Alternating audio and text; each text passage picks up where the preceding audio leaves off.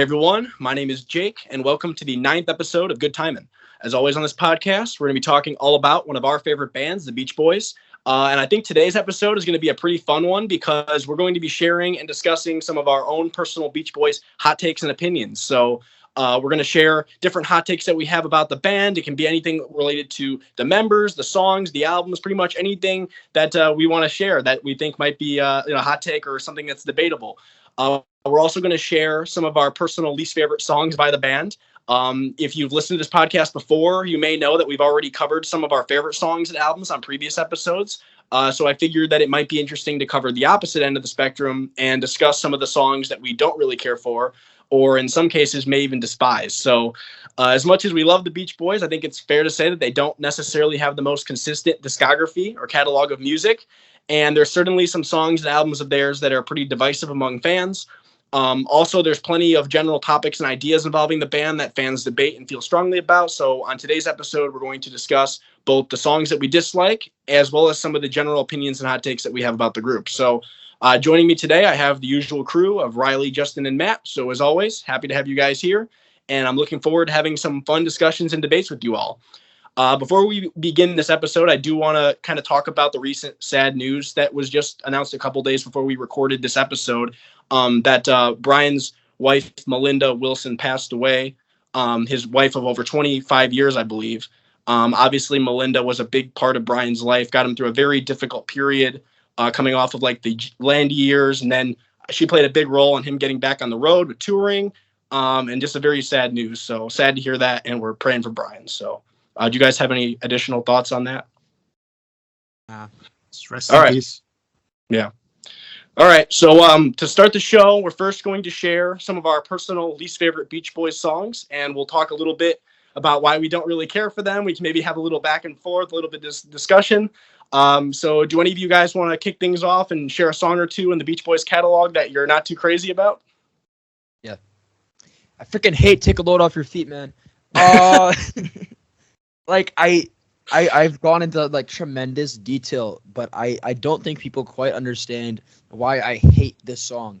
There was a thing on the subreddit the other day. It was like popular songs you don't like, and I put Take a Load Off Your Feet, and somebody said that's not popular, and I said it doesn't matter. I hate this song so much that I need to mention it. It's in the thing that makes me hate this song even more is the melody is insanely good. But the lyrics are so they make me like curl up. I like shiver every time. And then I give this song a listen for the first time ever in like a long time. I'm like, all right, maybe I'll like it this time. And when they say they like wrinkle up like raisins, I just shut the song off. Oh my God, I hate it. I hate it. It's the thing stopping Surf's Up from being like top 5 for me is this one song. I freaking despise it. I love Al Jardine, but he didn't freaking keep it clean with this one. I hate it. I don't like that lyric either about like the raisin thing. Ever since you mentioned that, I feel like I'm noticing it more and it's bothering me. So, but I mean, I don't despise feet as much as you do, so I don't really have as much of a problem with it. But yeah, I think you've made it pretty clear your disdain for that song. Yeah, I want to get that out of the way because I could go on for like days on why I hate it. I think it's like the modern like radicalization of like that kind of thing that makes me hate it even more. But like I said, the number one thing that makes me hate it is it's such a good melody, and then you have just as bad with the lyrics. And what could have been a fantastic, nice Al song became the worst song on Surf's Up. Is worse than Student Demonstration Time for me personally. Yeah, I disagree, but I don't mind that song that much. I'll do mine because you mentioned that post. I've said it a bunch of times, and this is probably the hottest take. Do it again. It has never done anything for me. First of all, I like the drums. All right, I'll give it that. But first of all, it's supposed to be like Return to Surfing. It's so low energy. To me, it seems like it's almost like giving half energy into the thing. And then it's like the lyrics are just whatever. Even the melodies I don't think is that great. The harmonies, it's like it just doesn't do anything for me. And it's like for me, it's like it's supposed to be like this big return to surfing, fun in the sun, and it's almost like you like put half your heart into it, And then it was a #1 hit in the UK, which I'm like, how is this #1? They had so much better stuff around the time. Like, for example, which is looking at 2020 alone, I think I Can Hear Music is light years better. It's right after. I think that's way better than Do It Again. And that should have been the number one hit in the UK. So for me, it's just, like, it's never done anything for me. I don't, and then they re-record it. I'm like, they really have to re-record out of all the stuff they have. Like, it's probably the one hit song that they had, or one of the songs for me that I'm mystified by it. I don't get it. I've never gotten it, never will get it. I liked the drum beats. That was what made the song for me initially. And then I enjoyed it, but then I kind of started to agree with you a while ago. But then I think maybe it was like them using it as a concert staple has kind of brought it back for me. I think it's one of those songs that work a lot better live. I think they performed it a couple of times in the 80s, and like rewatching some of those concert videos brought back the song for me. So I agree with you on some of it. It definitely is a little bit less energy, but I still think it works for me. But the drums I love the drums. I actually much prefer It's Okay to Do It Again. I'd take that any day of the week. No, I agree with you about Do It Again a little bit, that it's better live for sure. I do think the studio recording does lack a little bit of energy. I think I actually commented, there was a post on the Beach Boys subreddit a while ago where they asked, what are some things that you would change about like Beach Boys songs? Like something you would change, whether it's like make it faster or just anything you want. And I said for Do It Again, I'd up the tempo a little bit, because I think when they do it live, it's a little bit faster and it sounds better. Like on Sail on Sailor, there's a live version of Do It Again on like the box set, and it sounds better, I think, than the studio version. I prefer it. So I kind of get where you're coming from, Matt. I like the song. I'm fine with it, but I definitely see what you mean by it, like that it's not the most energetic. So I get that. Justin, do you want to go share a song that you don't really care for? Sure. Well, the first thing I was going to mention was actually an album that I don't really care for. So, Okay. I don't know if this is held in high regard really, but, the Party album. So that's definitely not one of my favorites. I've probably listened to it maybe twice in my entire life, and I just have no desire to hear it again. It's just never done anything for me. I just feel like it shouldn't have been made. It should have been. They should have put out a single or something else instead. Just kind of bide time to do Pet Sounds. It doesn't make any sense in their discography. So, yeah. I feel like what you were kind of saying, like it does kind of fit weirdly into their discography, and that like they were really evolving musically around that time, and then it's almost like they take a huge step backwards, and they just do like this very like loose sounding covers album. And I mean, I think there is some charm to it. Like there are parts I enjoy. Like I enjoy like the Beatles covers on there. I think it's kind of cool to hear the Beach Boys doing those songs, especially because I do like those songs a lot too. But like, yeah, it does kind of feel like you said, it was kind of just slapped together to buy time. It's not a favorite of mine either. There's a couple of songs from it I'm going to mention on our songs list here that I don't really care for, but yeah, overall, I don't think it's an essential like album by any means from the band. So I think it's great. I love Party. I think it's like vibey. It's just like they just went in the studio. They just sang these covers. They're fun. I think a lot of them are quite good. I love it. I take it over like Summer in Paradise. People are like, oh, Summer in Paradise. Summer in Paradise, guys, is horrible, and one song is half decent. Party, I love. I love Mountain of Love. I love Devoted to You. I mean, yeah, Barbara Ann's kind of annoying. I'll give you that one. That one kind of got overplayed. But like, I love Dennis's cover of You Gotta Hide Your Love Away. Dennis doing Lennon, who doesn't love it. I love it personally, so couldn't disagree more personally. It ranks kind of low on my album ranking list, but I still love it. I think the Beatles covers, like Jake said, were awesome. I do prefer if it was the just like an acoustic album, because that was how they recorded it. Then they overdubbed with all the the party noises. Yeah. Party stuff. If it was that, I think it'd be a lot higher on my list. I really enjoy it. I really love the Beatles covers though. Those are some of my favorites. I think those are on my Beach Boys playlist. I don't like the medley though. That was pretty bad. So yeah. Especially with I Get Around, terrible. I have one song on there that I do enjoy, but I know Jake is gonna probably mention it eventually, so I'll save my feelings for that. But to say you don't really enjoy it at all, I don't know. I like it. One last thing, Matt. No, I do really like Devoted to You as well. I think that's great. That's probably the highlight of the album for me. There's a couple of songs I really do like on there, but as a whole, it's not an album I would ever like put on and just listen through all the way. So, but you get the 3 pictures of the band. It came in my copy. Look, I got pictures of Mike and all those guys, and I think That's great. fine. It's all about the music for me. So I could see what Reilly was saying though about like without the noise. I could see liking it just as like an acoustic album kind of thing. And they would have been ahead of their time kind of with that. But yeah, putting that noise on it, it distracts for me, and it's not a favorite of mine. I don't absolutely hate it. It's just not a favorite of mine. Nick, we should just transition to your. All right. Okay, so I've mentioned this one before to you guys, but so my list is in chronological order here. So I'm going to start out with a song from their first album, and there's honestly a couple on here I would consider picking, but this one has always drive me nuts. County Fair. So my issue with this song is that it's kind of like what you said, Reilly, for one of yours, is like the song has a lot of promise. I feel like the verses, I really like the verse melody a lot. Like I think it really has potential. And then as soon as that freaking carnival barker comes in, the song is just ruined for me. It's just like takes a shit all over it. He starts going like, hurry, hurry, step right up. And then he's about the stuffed koala bear. It's just like, shut up. Like, I don't want to freaking hear that. Like, and really it's annoying because like, that's kind of like, that goes on for quite a while too. And then you have the girl in the background being like, oh, win me a koala bear and shit. It's like, shut up. And then also I thought it was funny when I was re-listening to I would re-listen to some of these songs earlier today, like just to make sure like I do hate these as much as I think I do. And towards the end, the girl says like when the guy supposedly takes the guy's girl away, at the end she's like, loser, like, which I thought was kind of funny. But yeah, this song always drives me nuts. As I said on another episode, the verse melody was much better used on I Do, which is a much better song in my opinion. So that's my first pick. Oh, totally. I would say I like the melody, and you're right, it was reused. And the other thing I kind of like about County Fair, like I don't think it's a great song, and I certainly don't think it's the worst on Surf and Safari.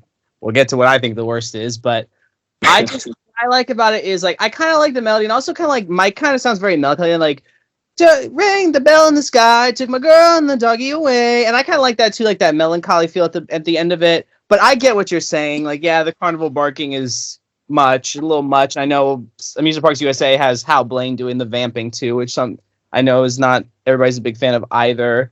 And the girl I think was either Nick Vinay's girlfriend or was like David Marks's something, or I don't know who it was, but yeah, I get what you're saying though. I don't mind the song, but I get what you're saying. All right, we'll move on. Riley, you want to share another one or another one or two you want to share?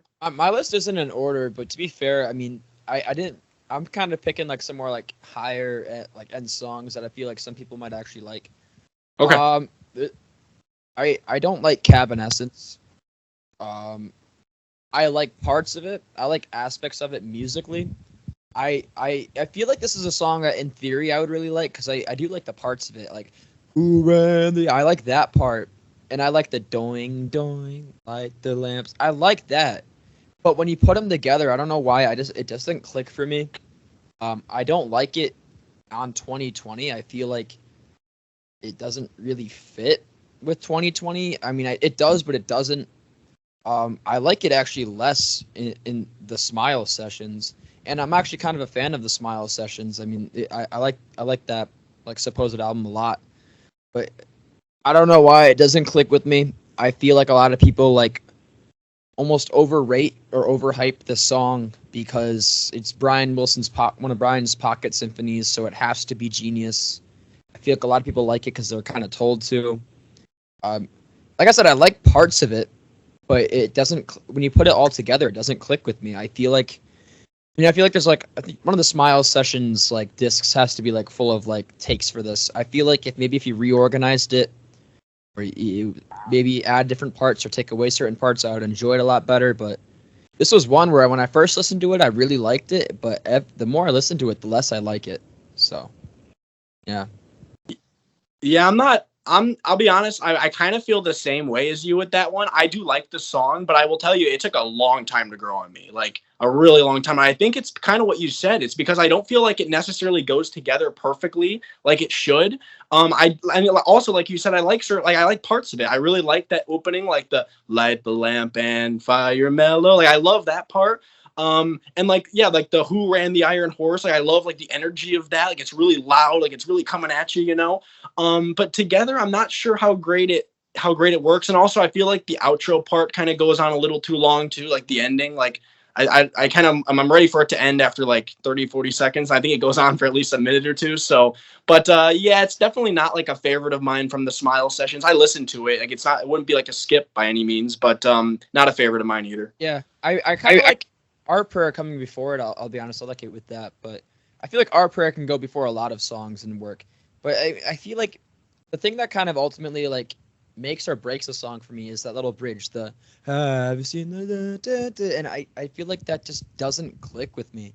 I feel like Brian was maybe reaching a bit for this one.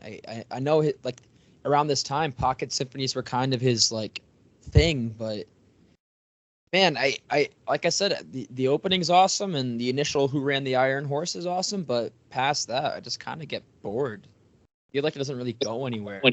Yeah, I think the song is fine. It's never been my favorite from the Smile Sessions. I'd probably say that's wonderful. I think that's my favorite from the Smile Sessions. Like I love that version of that song.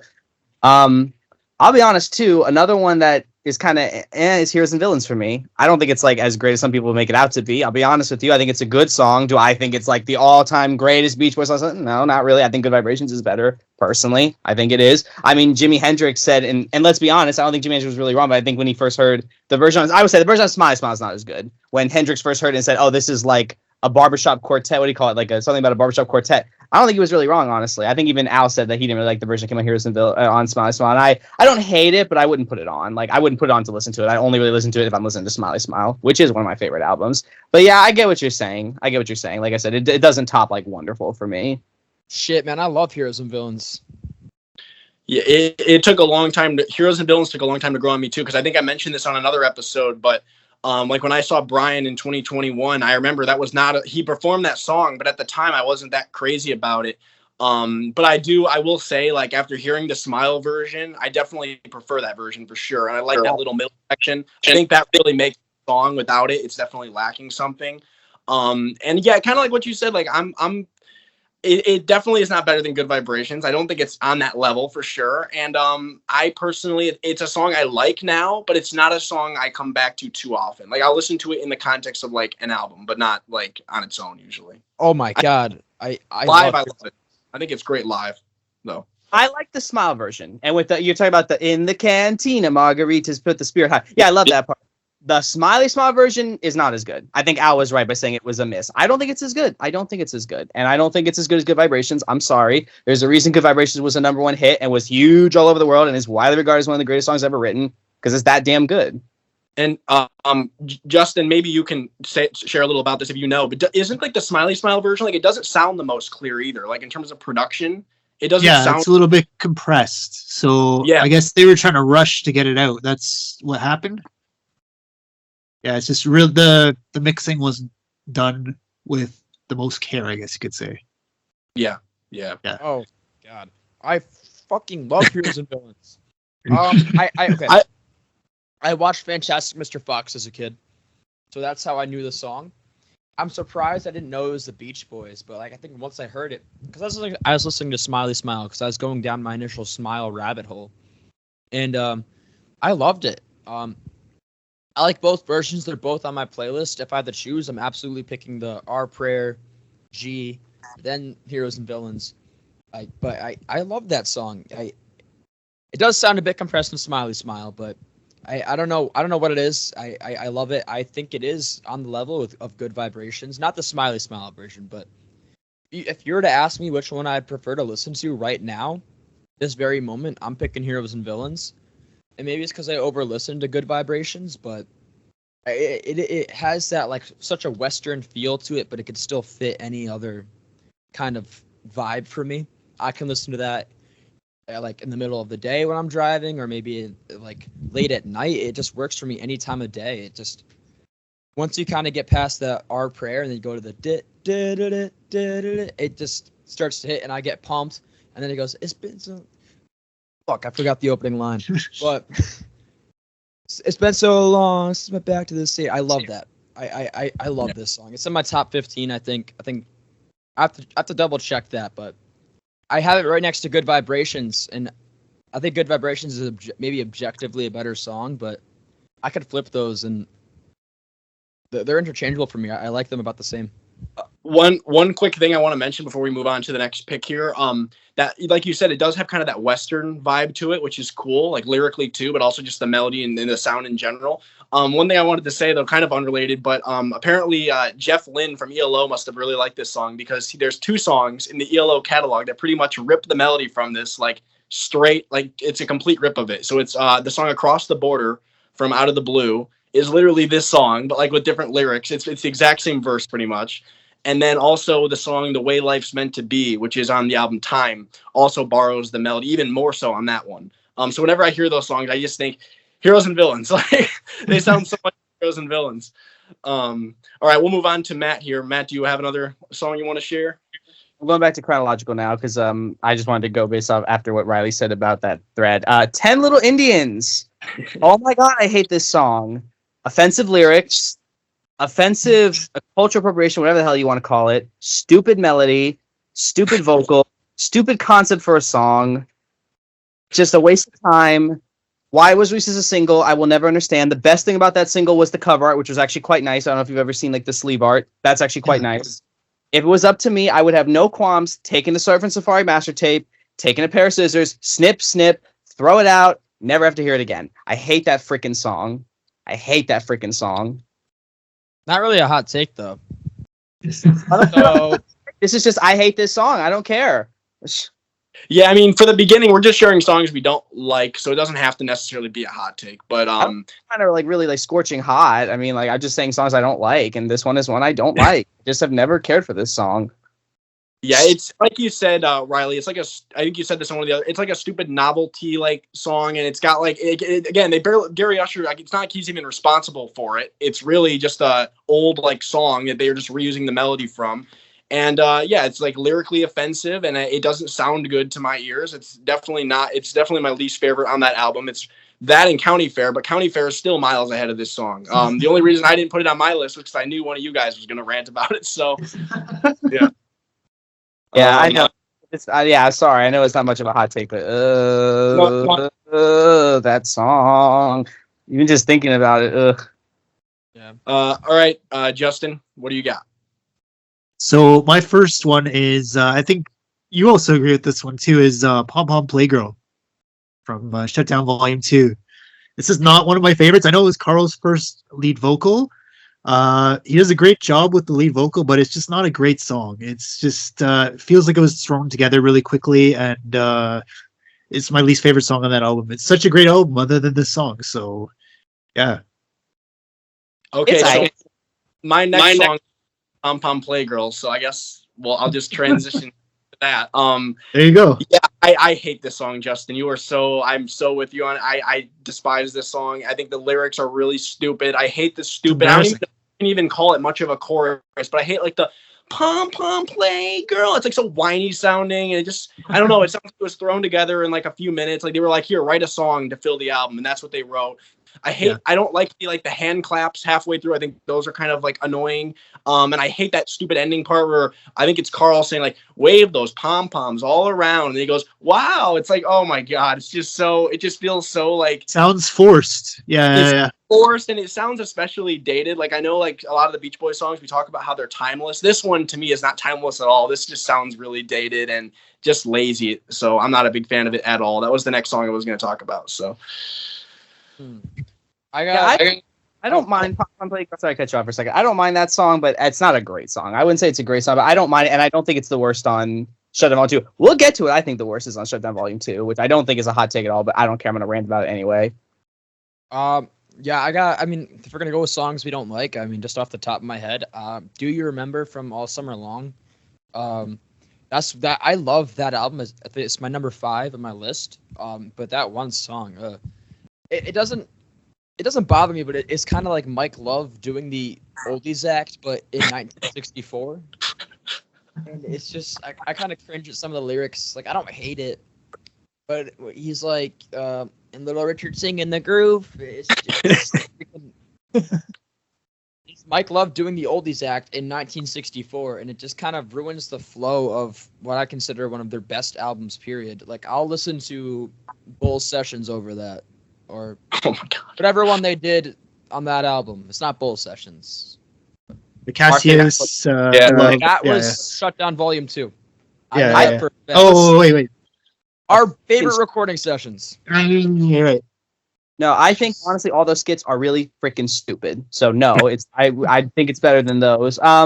Yeah, I'm sorry, even Bullshit Really Daddy, it's stupid. I'm sorry, it is. It's a waste of time.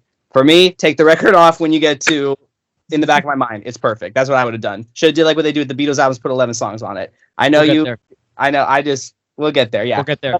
I think that song is okay. It's kind of like, I think All Music said in their review, it's kind of like Shit Eating Grin. It kind of is. It's like a song he's like, like one of these songs, it's like very like cheesy. It's all right. I think Driving's pretty dumb too, but like, it kind of is. Yeah, only you can prevent forest fires. That's a fucking bar. I know, but it's cheesy. No, I love Drive-In. That's like my favorite filler song. I enjoy it. No. My favorite, well, I guess, but what else is on that album? I haven't listened to it in a while. It's not bad, but I don't think it's as good. I don't think it's. The rest are all really good songs. The rest are all really good. That's the thing. I mean, I think I'd honestly take, it depends on my mood. I don't know. I just don't think it's as bad as our favorite. It's better than our favorite recording sessions. Yeah, I personally, this is a song that used to like always be like a skip for me. Do you remember? It's still not one like I would choose to put on, but I will say I do like the little middle section, like the Elvis Presley is the king. I think that's like Carl singing that. I actually do like that part. I think that kind of saved the song for me, taking it from like a completely skippable song to like passable filler. So I don't mind it, but to me, it's definitely one of the weakest tracks on that album, easily. It feels like a filler track to me. So, definition of filler. Yeah. All right. Is it Matt next? Okay. So I love Surfer Girl, South Bay Surfer. Dumb. It's kind of dumb. It is. Yeah. It's dumb. It just reuses a public domain medley, which is what I think it uses. It's Swanee South. It's like Old Folks at Home, I think is the song. It's just kind of dumb. I would say the one cool thing, I kind of like the drums on it, but that's about it. Otherwise, it's kind of forgettable.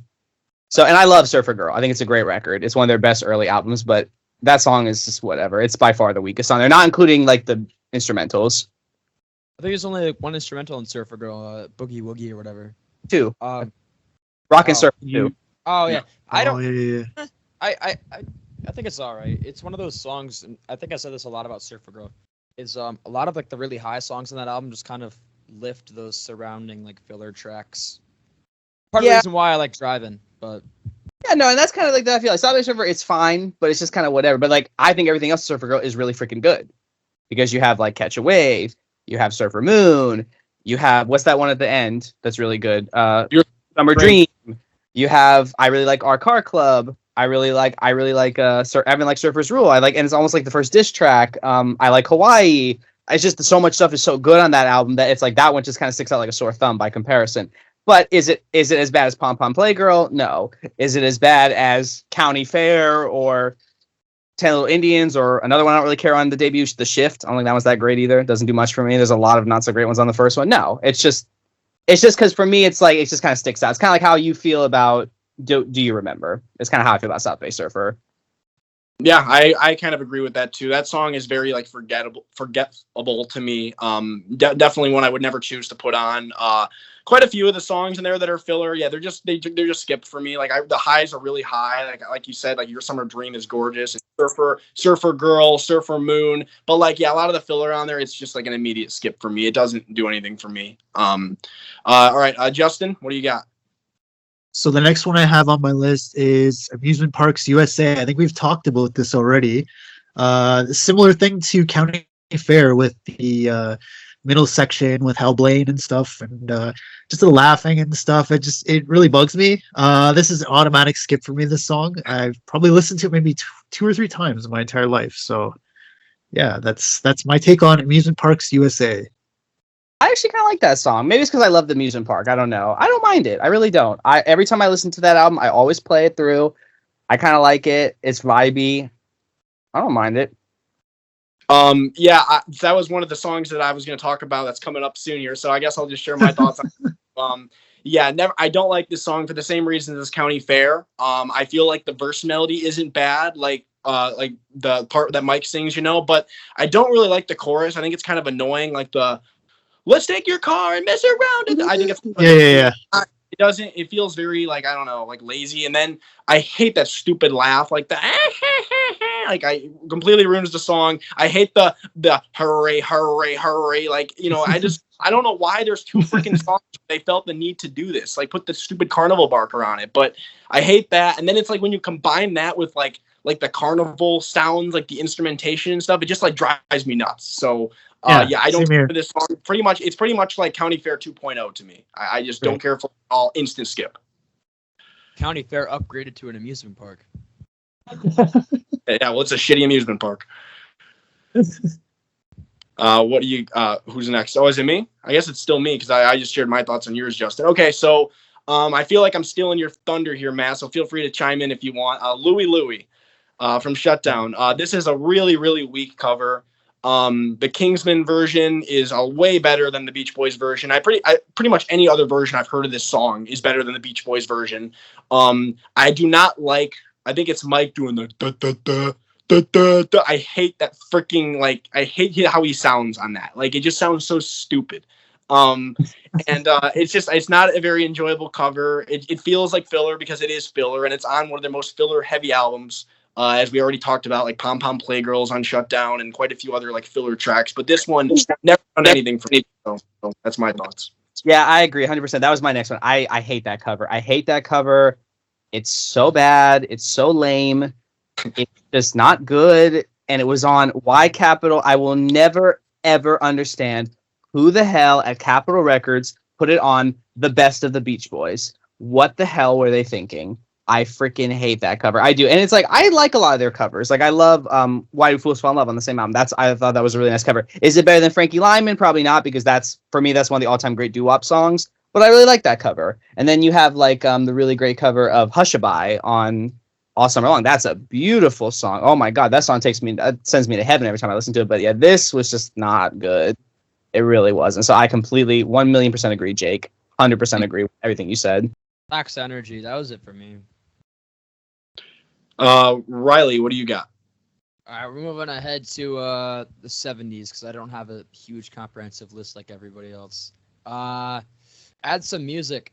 Fucking hate that song. Cheesy. I used to like it. Yeah. I knew you were going to get so pissed off. I knew it. That's why I never said anything about it till now. Okay, do I hate it? No, but it's a skip. The production is beautiful. I'll give it that. But the Sunday morning gospel's good for the soul. It's makes me curl up. I like the sentiment of it. Does it work as an album title? Absolutely. But does it work as a song for me? No. I used to like it, but as I've grown up and gotten older, I think it's cornier than one of the other songs that I have from Sunflower on this list, and is one of the reasons why Sunflower is a little bit lower compared to some of the others. But shit, man, this one's just corny. I don't like it. I think Mike's vocals kind of ruins it for me.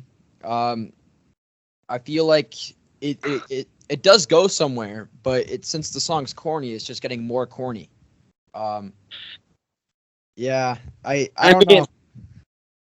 It's a little, I get that it's a little cheesy, a little sappy. I have said before, I don't agree with them releasing that as the first single from that album. I think that was kind of a risky move, considering that like they were trying to change their image around that time, I feel like that was not the smartest decision, but I think the song's really pretty, and I personally do really like Mike's vocal on it. There are times I don't like Mike's vocals, and I'm pretty vocal about that, but I do like his vocal on this one. I love the bridge section with Carl, like the music when you're alone. Like I love that whole part. Do you at least like that part, Reilly? That's my favorite part of the song. Okay. If I'm listening to the album, I'll kind of like zone out until I get to that part. And then I love the part after that too, like the when day is over. And then music is in my soul. Like it's just so pretty, and I do think the lyrics are very like heartfelt, and I feel like as somebody that like I really love music, I feel like I do connect with the song. Like music is a big part of my own life, so like to me, I kind of, even though the lyrics are a little cheesy, I actually connect with it. So I feel like I just don't connect with this song, and it just doesn't click.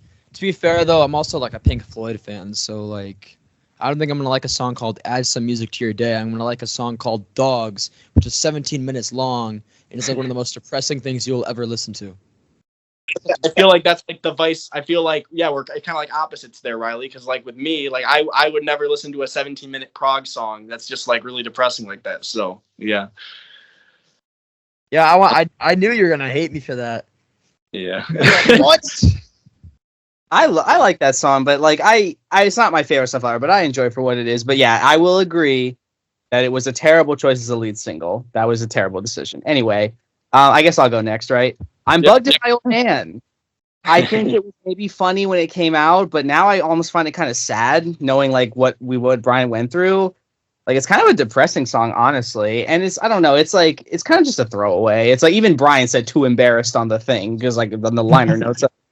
I think for me that's way worse than Music Parks USA. That's my least favorite song on Summer Days and Summer Nights. It's like I think like I said, I think it was maybe funny in 1965, but knowing what we know now about how abusive Murray was, I just don't find it very entertaining anymore. So it's just like, like honestly, I just find it kind of like an artifact at this point. It's like, I could do without it, you know. I will say I do like. It definitely is just like kind of like a filler throwaway track. I do like though, like that version of them doing it on that TV special where it's Brian, Carl, and Dennis at the piano, and like Brian singing it in like his more like rougher voice. And I think like at one point Carl starts cracking up because Brian starts like coughing and stuff. And then Dennis is kind of laughing too. So I feel like that's a very like charming video, even though like the song itself is a little bit depressing lyrically, like you said. But yeah, it's just throwaway material for sure. And I'm pretty late too for that kind of a track, considering it was like 1965. And, you know, like at that point, like the Beatles were not releasing songs that were like that, like fillery, you know. So definitely, I feel like you would expect that song to be on an earlier album than it is. So. Yeah, I mean, the only thing I can think of maybe that's similar to that from the Beatles, and obviously it's still musically heavy, is maybe like Act Naturally off Help or something. Like a lot of Ringo songs were kind of like fillery, let's be honest. That's or true. like, I mean, I'll take that song any day over on Bug. Oh yeah. Oh yeah. I would too, yeah. There was an outtake from Help too. I think that Ringo sang called If You've Got Trouble" or something, and most people were like, "There's a reason this became an outtake because they're like it's not very good." But yeah, I will say I do like the version from that special. And what's funny is when Brian laughs, he looks a lot like Dennis. Like when he like laughs like this, like his like he looks just like Dennis. I'm like, yeah, now I can see where like Dennis like kind of looks like Brian there. But anyway, yeah. So the best thing about it, I agree, is the version on that special. Yeah. Yeah, I love Brian. Like, when he's like laughing. He's got like that big smile. He's like, and they're out there eating. He's got this big grin on his face. Very, very nice little moment there. I'm glad that that's on video. All right, Justin, what's your next song you don't care for? So the next one is jumping to the 70s. Everyone's in Love with You off of 15 Big Ones. This was Mike's composition. It is a pretty song, but with the fluttering flute and like the harp and everything, it's just a little bit too much. It was a love song to the Maharishi. That was what it was written as. So yeah, it just kind of doesn't really connect with me, I should say. But yeah, it's probably the low point for that album for me. Very syrupy. Very syrupy. Yeah. And the other thing too is like I don't mind the song on the surface, but then once I found out it was about the freaking Maharishi, I'm like, Mike, again, you're shoving this down people's throats. I'm like, ugh. So I kind of get that, Justin. I kind of feel the same way. It's a very pretty song, but I agree that the production kind of ruins it for me. If it was kind of like Big Sur, where it's an acoustic number, I think I would like it a heck of a lot more. But with all like the flutes and shit, it's just like overflowing the song and kind of making it almost like too pretty, where to the point where I just like don't appreciate too much. Yeah. If it was like acoustic number like Big Sur, I feel like I'd like it a lot more. Yeah, I feel like you said it perfectly, Reilly. Like it almost feels too pretty. Like he was trying too hard to make it too like. And it again, I have a high tolerance for like that kind of cheesier, like sappy stuff, as you guys know. But like that one does feel a little too much for me. My favorite part, I do like the backing vocals, like at the intro, like as the song starts. But yeah, the song as a whole, I'm kind of like bored of it after like a minute. And like you said, like. The Maharishi constantly appearing in these songs is like a little exhausting with Mike. Like I know like and again, this is coming from somebody that loves All This Is That, which is about like meditation and stuff. But like, you know, like on he Come Down, it's like, you know, like in the verse, he's like the Maharishi. It's like, okay, Mike, like Jesus Christ. It's like this guy just always getting the Maharishi in there. But yeah. That's another one too. That it's like I love the backing vocals on Friends, but the stupid lyrics, it almost sounds like a commercial. Like, stop shoving these down people's throats already.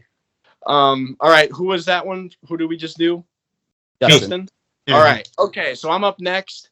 I'm sure. I think I've mentioned this one before. I'm not a big fan of this one. This is probably the most popular song on my list. Barbara Ann.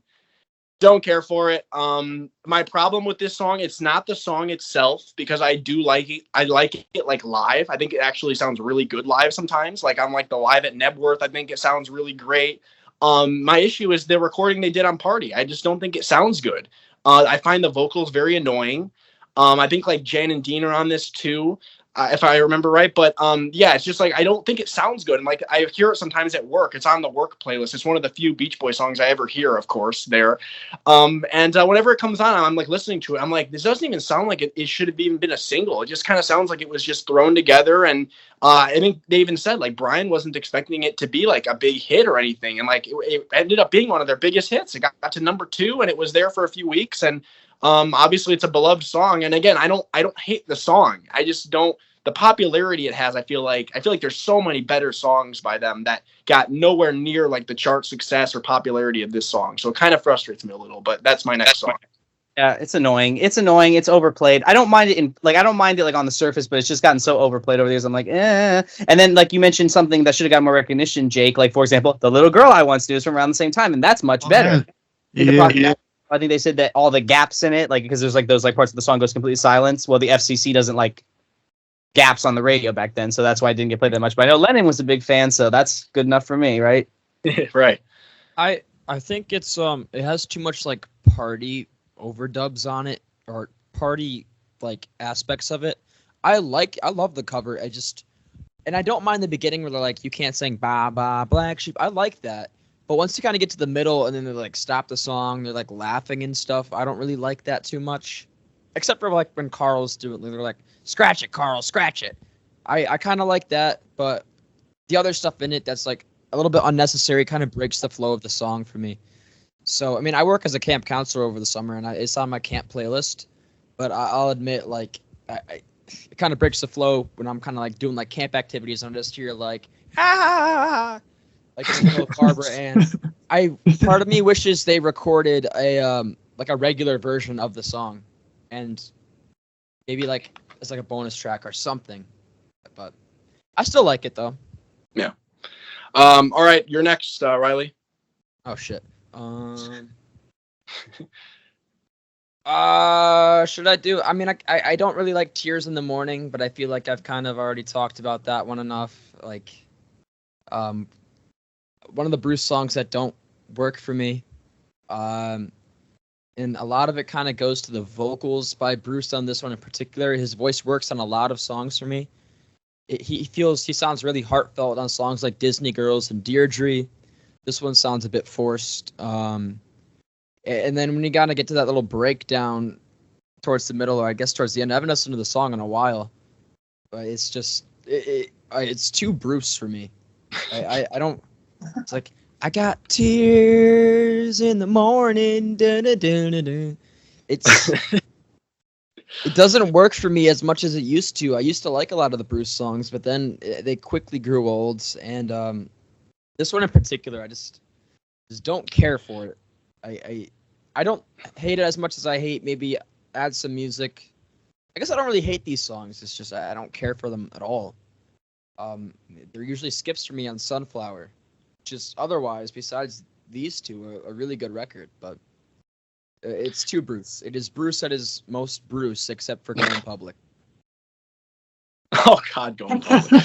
So yeah. I mean, this song, like, I definitely get like why people don't care for it. It is on the sappy side, and it does feel a little too like dramatic, like the way Bruce sings it. You know, like the lyrics, like the baby I'm never gonna see. It's like, okay, Bruce, but like, I think I said this earlier to you guys, like in like when we were having like the group chat and stuff, that I really like the I love the production on this song. I think it sounds really good. I was listening to it on vinyl a few days ago.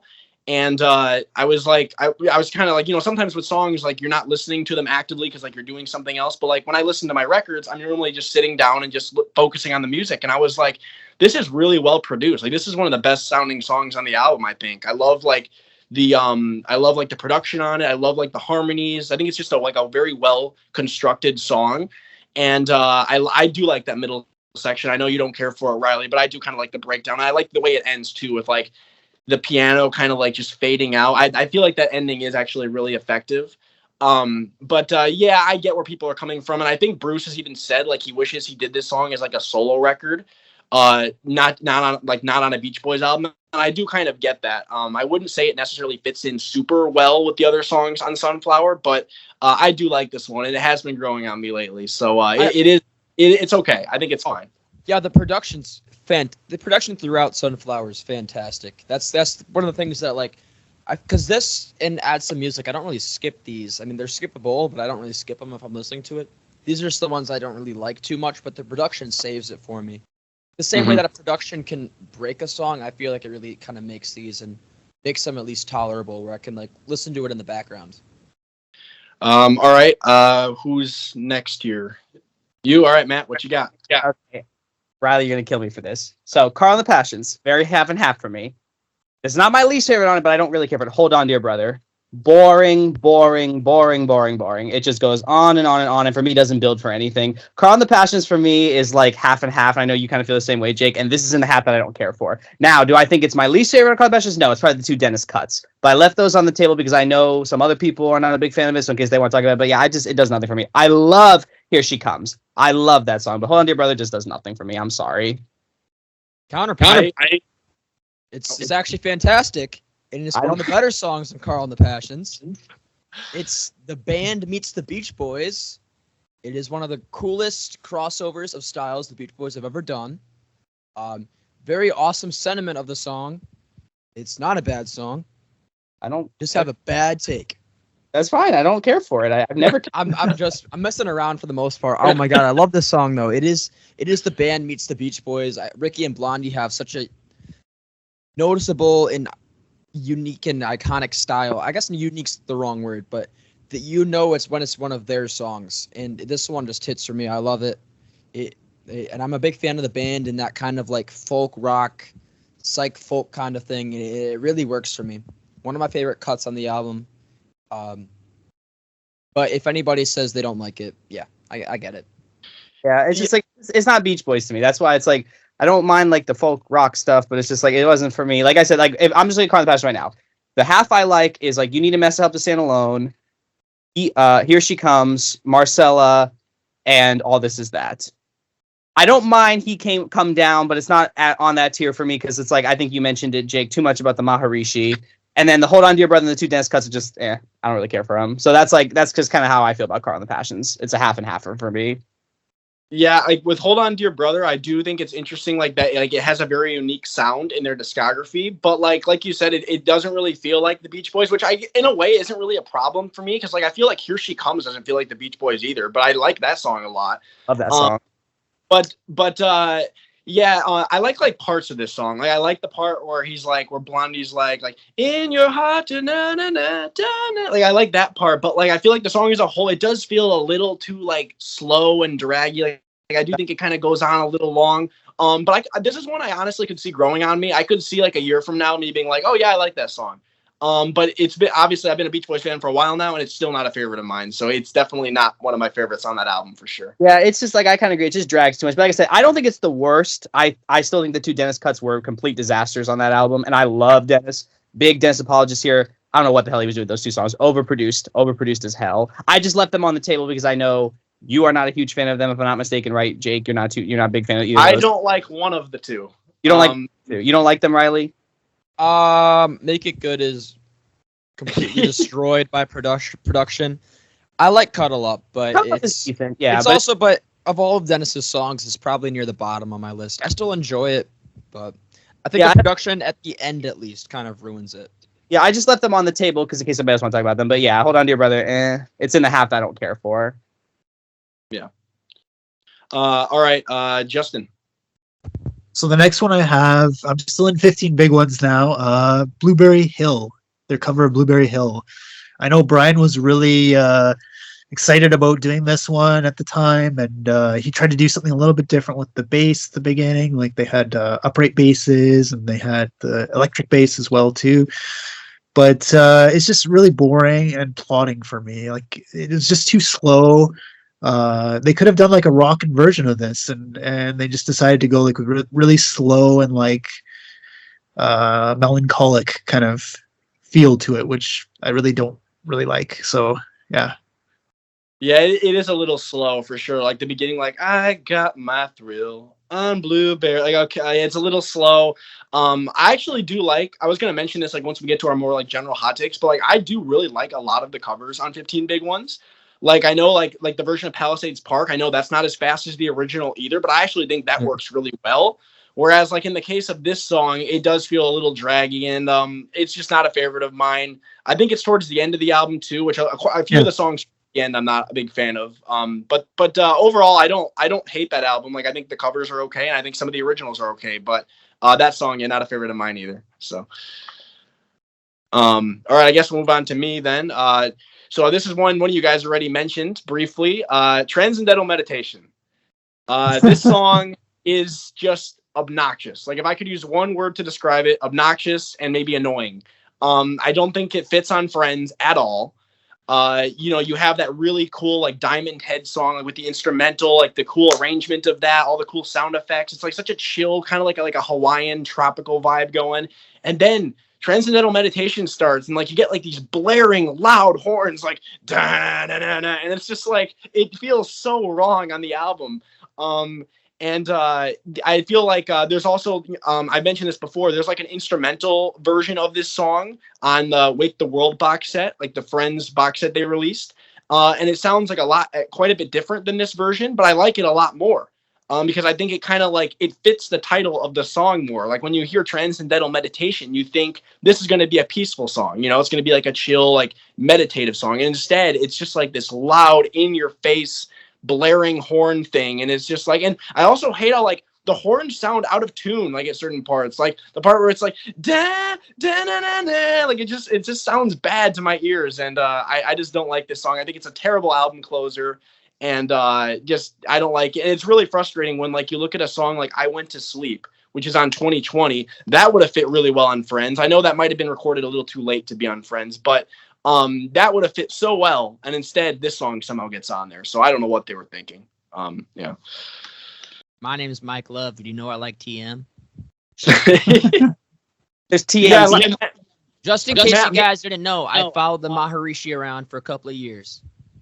And I was with George Harrison in India and we were brothers. Did you know we're brothers?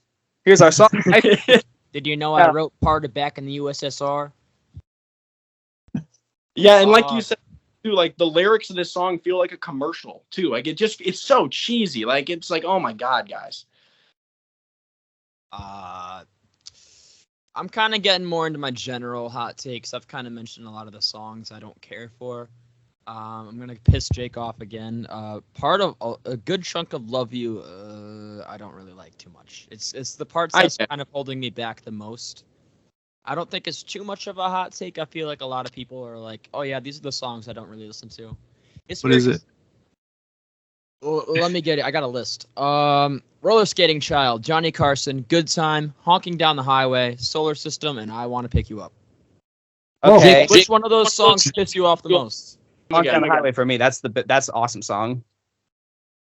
Yeah, I'll admit that's the one I kind of like the most out of that list, but I don't go out of my way to. It's not on my playlist at least. I love Honking Down the Highway. I freaking love. I think that's one of Al's best vocals. Oh yeah, I enjoy it. It's just I don't go out of my way to listen to it. It's the one I tolerate the most, and if I'm in the right mood, I can be like, all right, yeah, it's kind of rough. The rest I agree with you because like lyrically they're kind of a mess. And then what was the other one you said? And then Good Time. I don't mind that song, but it doesn't fit on Love You. Yeah.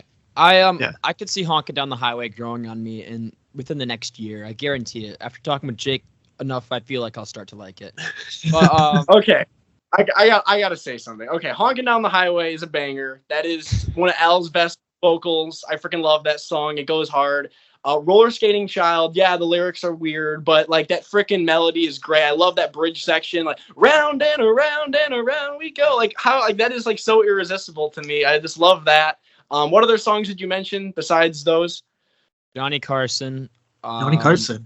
That song hit for me like 3 times. I was like, oh, this shit rocks. And then whenever I went back to listening to it, I'm like, oh, I don't know what I was on. Good Time, Solar System, and I Want to Pick You Up. Solar System though takes the cake. I never understood. okay. That song. Yeah, Solar System took a very, very long time to grow on me, so I do get that one for sure. I get like people not understanding or liking that one. I do. Well, once again though, I do really like the bridge on it, like the constellations are stars that form. I really like that whole part. I can see how like Brian's vocal on that one could be a bit off-putting, and like the lyrics are very odd. I think they're kind of charming though. I think they're kind of fun. Like if Mars had life on it, I might find my wife on it. And I the lyrics are fun. It's like they told Brian's like, okay, I'm gonna write a song about like astronomy and the planets in like 5 minutes, and like that's what he came up with, And it just feels it's one of those songs where like I feel like I connect with it more because like it's like such a personal song. Like it's just Brian just writing about things that he's interested in, like kind of like with Johnny Carson. You really like the Johnny Carson show, and I like that song too. Like I love like the synth work on that album, like on that song. Like I love the part where they're like, "Here's Johnny," and then you got that synth going, dun dun dun dun. And every night at 11:30, he's so like I just love that. And then the ending to that outro, the "Who's the man that we admire?" Like it's just I feel like there's too many fun moments in that song. I like the outro to Johnny Carson. I'll give you that. But Solar System, oh my God, he's like, "What do the planets need?" I like that one. Though. It doesn't. I like it. Yeah, that's all right. Johnny Carson stuff. There, like I think I've mentioned this a lot with Love You. There's a lot of moments on it I like, but there's a lot I have to say about that album. I have a lot of mixed feelings on it. So, but it's slowly but surely growing on me. So. All right, Matt, you got any more songs to share? This one is obviously, I think this is pretty cold take, but rock and roll music is horrible. I just don't like that cover at all. It's just like so limp dick. It's so blah, has no energy. It's like I just think like why would they pick a song that, in my opinion, the Beatles nailed 10 years earlier? Like I think John Lennon shreds that version. Just let me hear some of that rock and roll. Like awesome. And he's some of that rock and roll. It's like the nerdy kid in school is singing it. It's just I don't get it at all. And then that was the first single. They could have done. What's that one? It's okay. Patagonia. And they choose this as the lead single, and it gets top 10 because people were so hungry for stuff. But it's just yeah, that's what I don't like the most about that song. It's the fact that like that was a top 10 hit after like all those amazing like songs they released in like the early 70s that like would always like bomb commercially, like Long Promised Road charted at like number 80 something, and Add Some Music didn't do much. And it's like then they released this very kind of like you said, like very like limp wimpy sounding cover, and like you said, like it's like you compare it to the Beatles version, which is the version I've always known. Like growing up, that was the version I listened to, and then I'm like, just let me hear some of that. Like it's so just like and I will say the single version sounds better. I do think the single version is an improvement. I think there's like more going on in that one, like instrumentally. I think there's maybe some more synths going and stuff. But yeah. Not a favorite of mine. I'll easily prefer like a song like It's Okay or Headphonia over that cover. So. And as far as covers on that album, I think Palisades Park is better. I think Just Once in My Life is really good. That's a very Still the Night. Still the Night's great. I love Dennis's. I think Dennis's kind of like more raw, kind of fractured voice. It fits that song beautifully. It does. It does, yeah. I don't really like Blueberry Hill. That one, like you mentioned, that one isn't that great. And then what else is on there? I can't remember. I like that same song. That's an original, but I like that one too. Especially when they do it with the church people. That's awesome. Yes, yeah, It's Okay TV special, yeah. Also, another entry into the Transcendental Meditation songs, TM song is on there, which is kind of a nothing of a song, but that one is just weird. What time is it? Transcendental Meditation is da da da da. It's whatever. I don't think it's the worst song on that album, but it's just whatever. It's like it comes and goes, Yeah. All right, Justin, what do you got? So I'm gonna give you two songs from MIU, Kona Coast and Bells of Paris. So both these songs, they're just very they go nowhere for me. They're just kind of lay there, and Bells of Paris in particular has a really annoying lyric just with the French. It doesn't do anything for me. The way Mike like pronounces the words and stuff, it's just funny. But yeah, they're just two of the tracks I don't really listen to at all from the band. So Yeah, I mean, I'm somebody that likes quite a few songs at MIU, as you guys know. Like, I kind of defend that album a little bit, but those two, no, those are both kind of skips for me.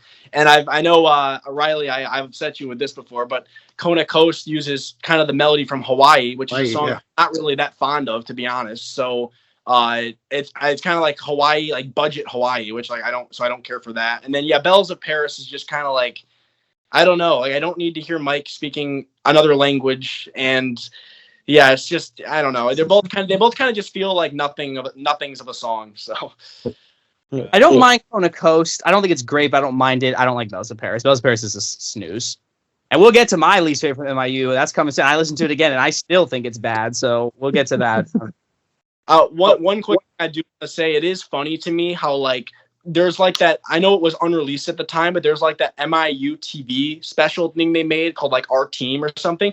And I love how of all the songs in the Beach Boys catalog, where you get a video of them working on it, it's freaking Kona Coast.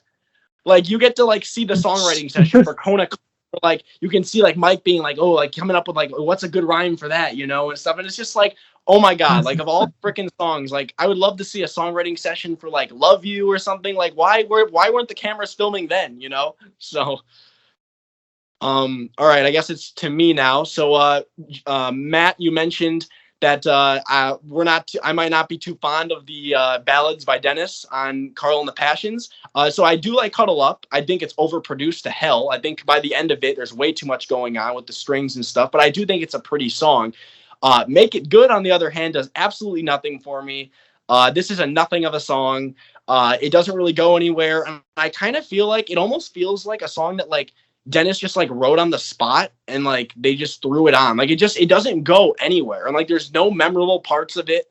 The beginning's look, and it's just the melody, there's not really a melody. The only part you remember is and you make it good, but besides that, there's really nothing interesting about it. And I think if you were to compare this song and Cuddle Up, which are both they're both overly produced, they kind of have a similar sound going, but I'll take Cuddle Up any day over this song. This is an immediate skip for me, and this song alone lowers Carl and the Passions for me. And if I were to rank the albums, it lowers it just because I don't care for this song at all. So yeah. I agree.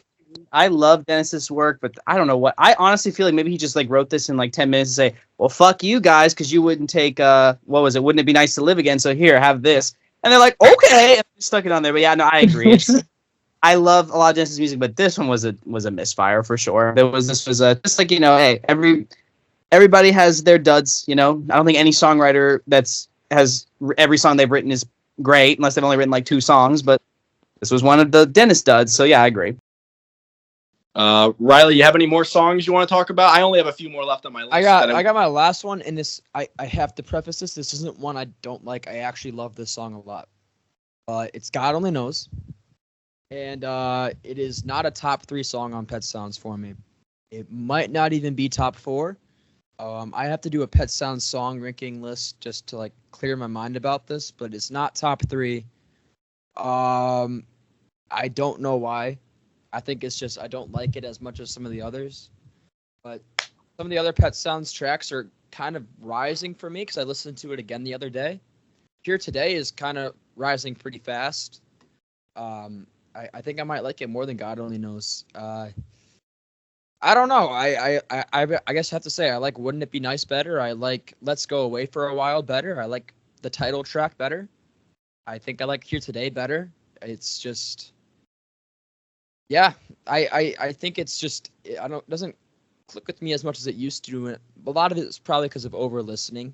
I think kind of got the song to be a bit boring for me, but it's not one of the best songs on Pet Sounds for me. I don't think it ever really was, but yeah, that's kind of my hot take. I think Pet Sounds is better than God Only Knows.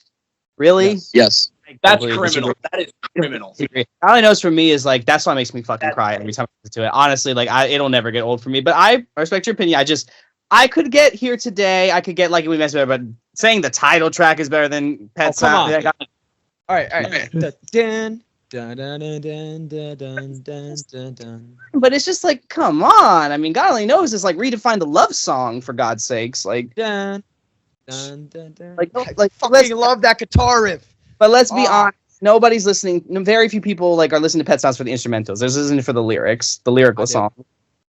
I can't even believe what I heard with that. But okay. But anyway, I will say, so like for me, like God only knows, like the only songs on Pet Sounds that like are like around its league for me would be like Wouldn't It Be Nice, Don't Talk, Put Your Head on My Shoulder, and Caroline No. Those are kind of the big, like those are the big four. Like those three songs God only knows for me. And then the rest, like I like most of it quite a bit. The reason that Take disgusted me so much, Reilly, with the Pet Sounds instrumental is like that's like easily my least favorite song on that album. To me, that's like one of my least favorite Beach Boys instrumentals in general. Like it just doesn't do much for me. I definitely prefer Let's Go Away for a While. I prefer like Nearest Faraway Place to Pet Sounds.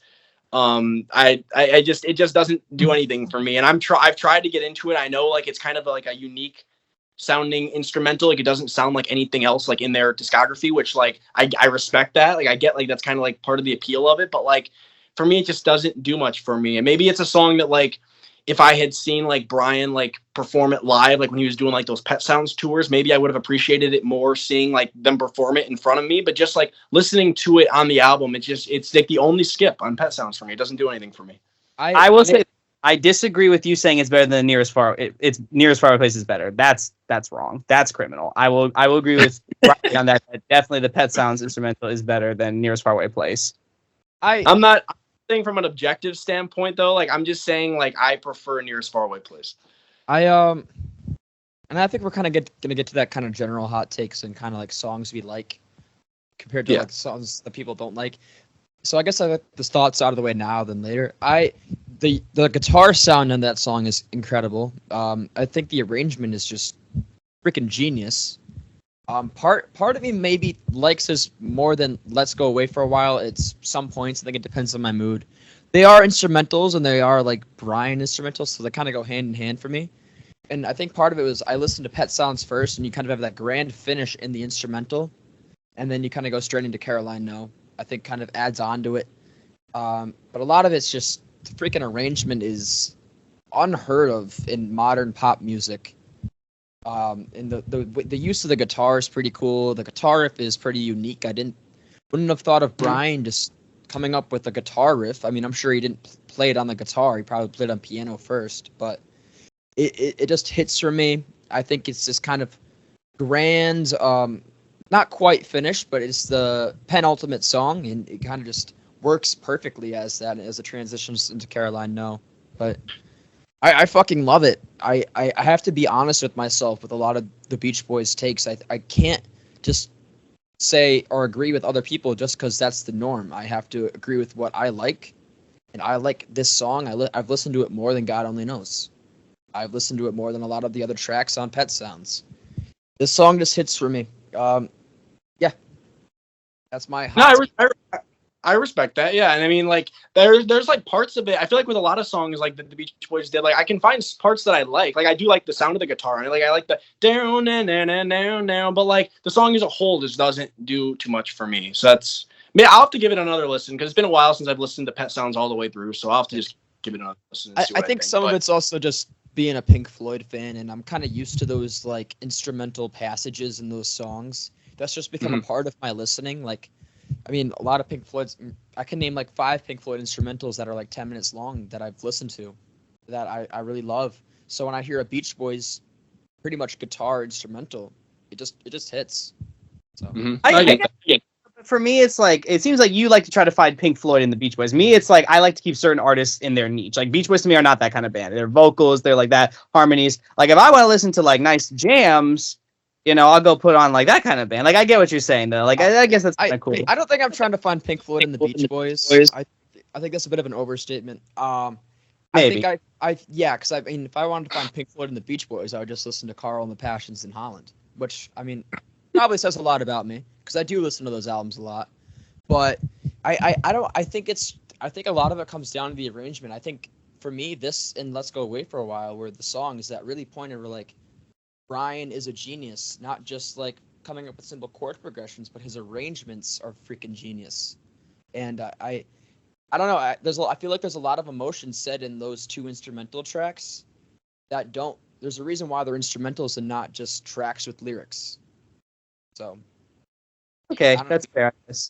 Maybe I jumped the gun on that a little bit. I'm just saying, it's like, for me, it's like, I just think of it as the way I look at it. It's like, I would not want the Beach Boys to make music like David Bowie, because I think it works for David Bowie. It wouldn't work for the Beach Boys. I'm saying, like, when they start doing sports talk lyrics, for me, it didn't work. When David Bowie does it, I think it works better. So I just think it's genius. But I can go on and on about Pet Sounds and Let's Go Away for a while, but yeah. Okay, mine. Winds of Change. Tried it again. Listen to my new album. I'm sorry, it's freaking boring. It's like, my God, it's just like, it just goes on and on and on. And I'm sorry, I don't get it. I know people like it, but it just doesn't do anything for me. That's one of those ones where, like, I enjoy it a bit, but, like, I totally understand why people don't care for it. Like, it definitely is kind of a slower song. I don't know. I to me, like, it's just fine. Like, it's just pretty, I think. And I do like the callback to When I Grew Up to Be a Man at the end, like, where Brian's singing, like, Won't Last Forever at the end. Yeah. Kind of like that. It's a nice little touch. I do prefer, like, that version of this song that they accidentally released when was it like the twofers, when they put that wrong version, like the alternate version. I prefer that version. I think that version is better. But yeah, I'm fine with this song. I think I like Al's vocal on it. I like Mike's part too. So yeah, great callback to When I Go to a Man. You just have to sit through 3 minutes of sludge to get there. It's just like, I listened to my album recently, and for example, I slept on Pitter Patter. You guys are right. I slept on that song. That's a great song. I fucking love My Diane. I love Sweet Sunday. Kind of love Carl's vocal helps that one. I even like, what's the first one? It's not She's Got Rhythm. I like that song too. And Rhythm, Hey, big guilty pleasure. Lyrics are questionable, but oh my God, I'm like this. I'm like, oh, that's why I'm like, when I was that song. That song goes hard, but like Winds of Change just does nothing for me. It's. I tried again. Sorry, I still think it's boring. I think the only, like, one way you can make it a little more interesting for yourself possibly is, like, lyrically, like, like, it's winds of change, like, changing and stuff. You could kind of interpret it as, like, they're changing labels and, like, it's like a new start for them. Obviously that next period that they started wasn't exactly their best period either, but like the CBS albums and stuff. But you could kind of view it like, I don't know, I feel like the lyrics kind of give it like this like melancholic feel, which I kind of like. But yeah, Beach Boys is solid. I do have one song on there though that I don't like. I don't know how Riley's gonna feel. Me too. I do too. Which album? Beach Boys 85. That's my next one. Is I do have, because he just showed the record. There's one song on there that I didn't care for, because I actually just listened to that one for the first time in a long time, and like, it's actually not solid. It's a solid record. I wouldn't put it like top 10, but it's a solid record. It's a solid. I would. It's much better than it's much better than Keeping the Summer Alive. That album is. Ugh. Yeah. Update. I've been listening to Beach Boys 85 for like every day for the past 2 weeks. It is my number 10 album now. I will stand by that. It's a solid record, and I think that unfortunately, like, I don't know why the critics gave it like really shitty reviews. I don't think it's as bad as the critics made it out to be, but I think it's a solid record. I think it's definitely better than Keeping the Summer Alive. That album does nothing for me. Like, I don't think there was anything on there that I thought was that memorable. Summer in Paradise, huh? I said, oh yeah, drastic improvement. Yeah, Jasper from Keeping the Summer Alive with and Summer in Paradise, of course, is pretty dreadful too. So like, and even Still Cruising, quite frankly, should be just called the Somewhere Near Japan album, because that and Kokomo are pretty much the only two things that are really worthwhile for me on it. Make It Big. Make It Big's okay. It's not the worst. I do have In My Car. Ugh, I hate that. In my car. My list. That's on my list. That one, and I don't like the other one either. What's it? Island Girl? She's kind of sassy. That song is terrible. It's all right. I think those are like perfect cheese. It's a cheese ball album for me that I appreciate. Unlike Beach Boys 85, which is an 80s contemporary pop album that fucking slaps. Yeah, it's a very solid, very good record. I actually really enjoyed it. Okay, I'm moving on. So if you want to go, Justin. Yeah, so I'm gonna skip the next one because probably one of you guys is gonna mention it, but I'll give you three from Keeping the Summer Alive. Some of Your Love, School Day, and Sunshine. All three of those songs I can't stand. Some of Your Love has that really that drum sound. It sounds like he's banging on cardboard boxes basically. The sax and everything it doesn't do anything for me. It's like a 50s kind of vibe, I guess.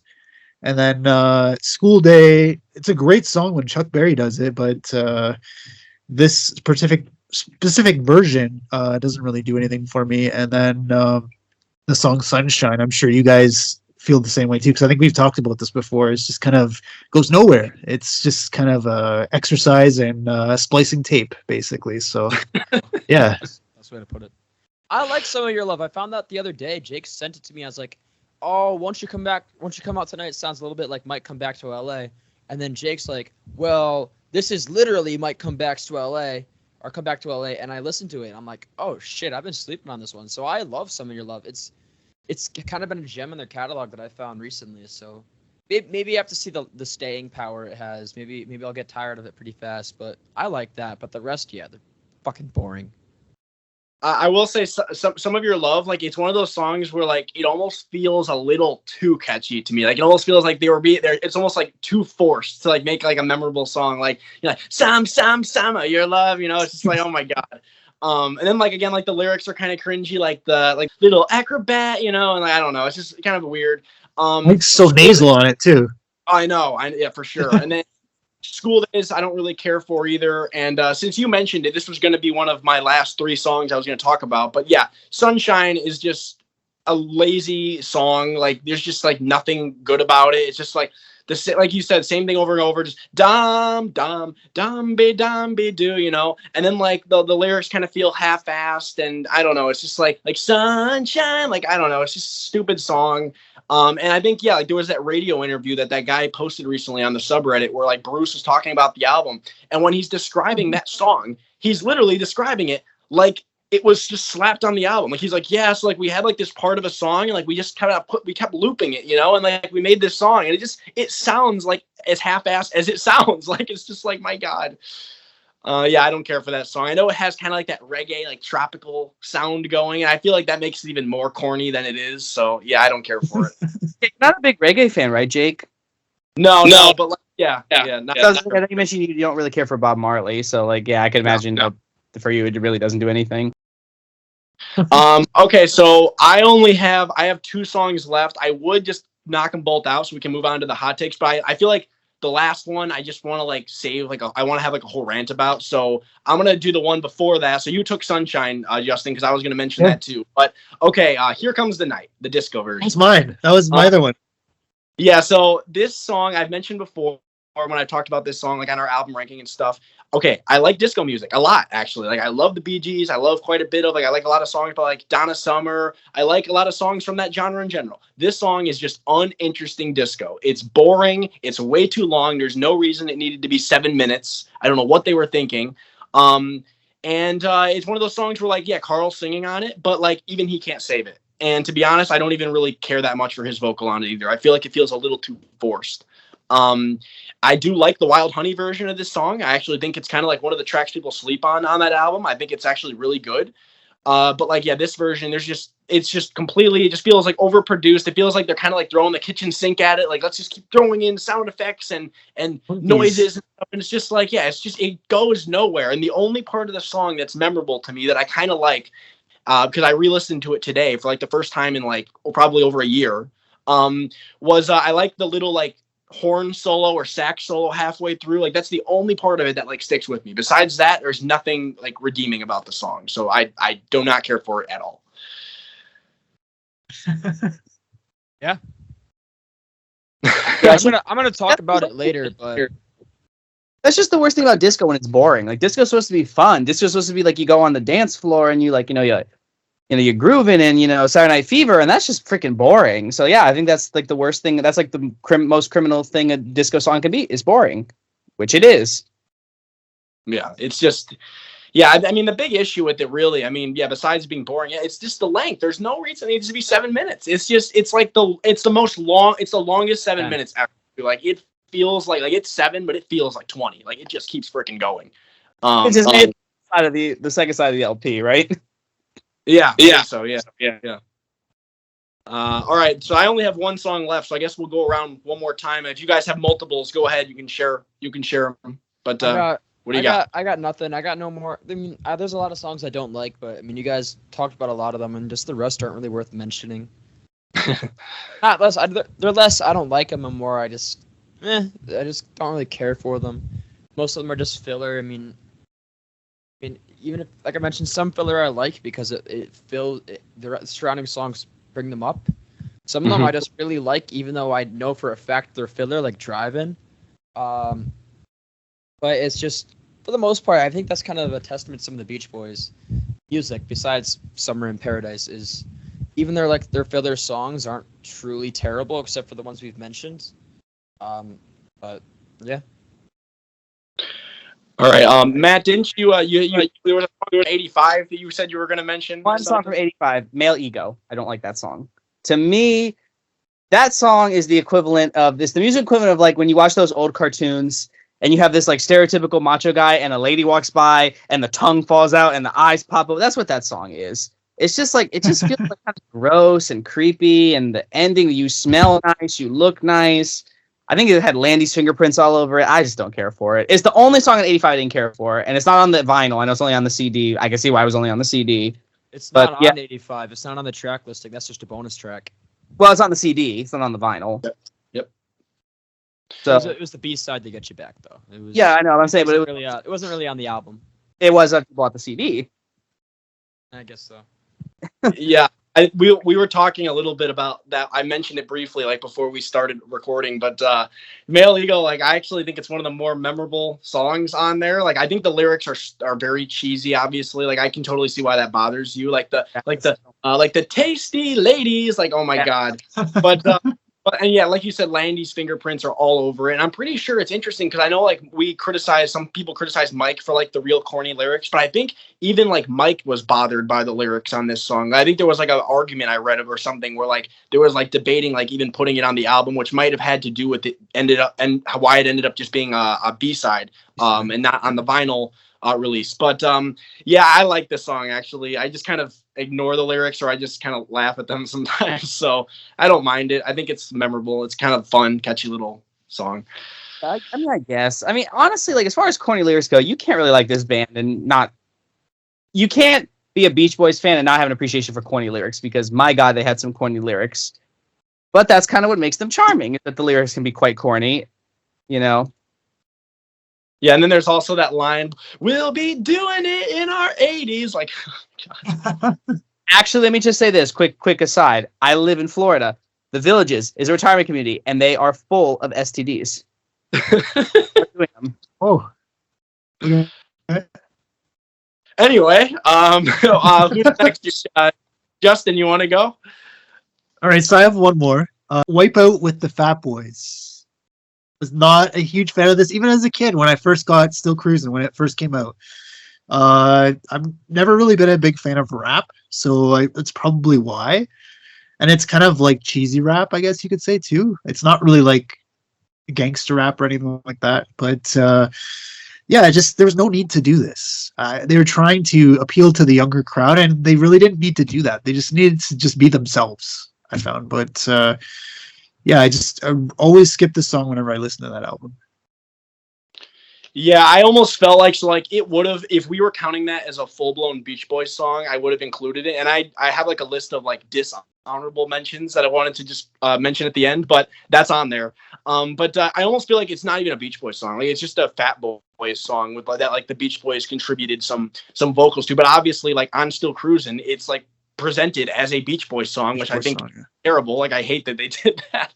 I don't care for it at all. Like you, Justin, I'm not a big rap person, but like even like that said, like I just feel like even like people that are into rap can say like this is not good rap. It's just like cheesy, corny, cornball lyrics, and yeah, I don't care for it. I still can't get over. You said when you saw them live, Billy Hinchy like was up there with sunglasses and did like the rap part. Like I can't. That's so funny. Yeah. Let me just say something really quick about this. Yeah, I'm a rap fan. I like rap. Mm-hmm. This is kind of more old school rap, but it's not good old school rap. Like when I think of like a great old school hip hop song, The Message by Grandmaster Flash and the Furious Five, that I think is a great song.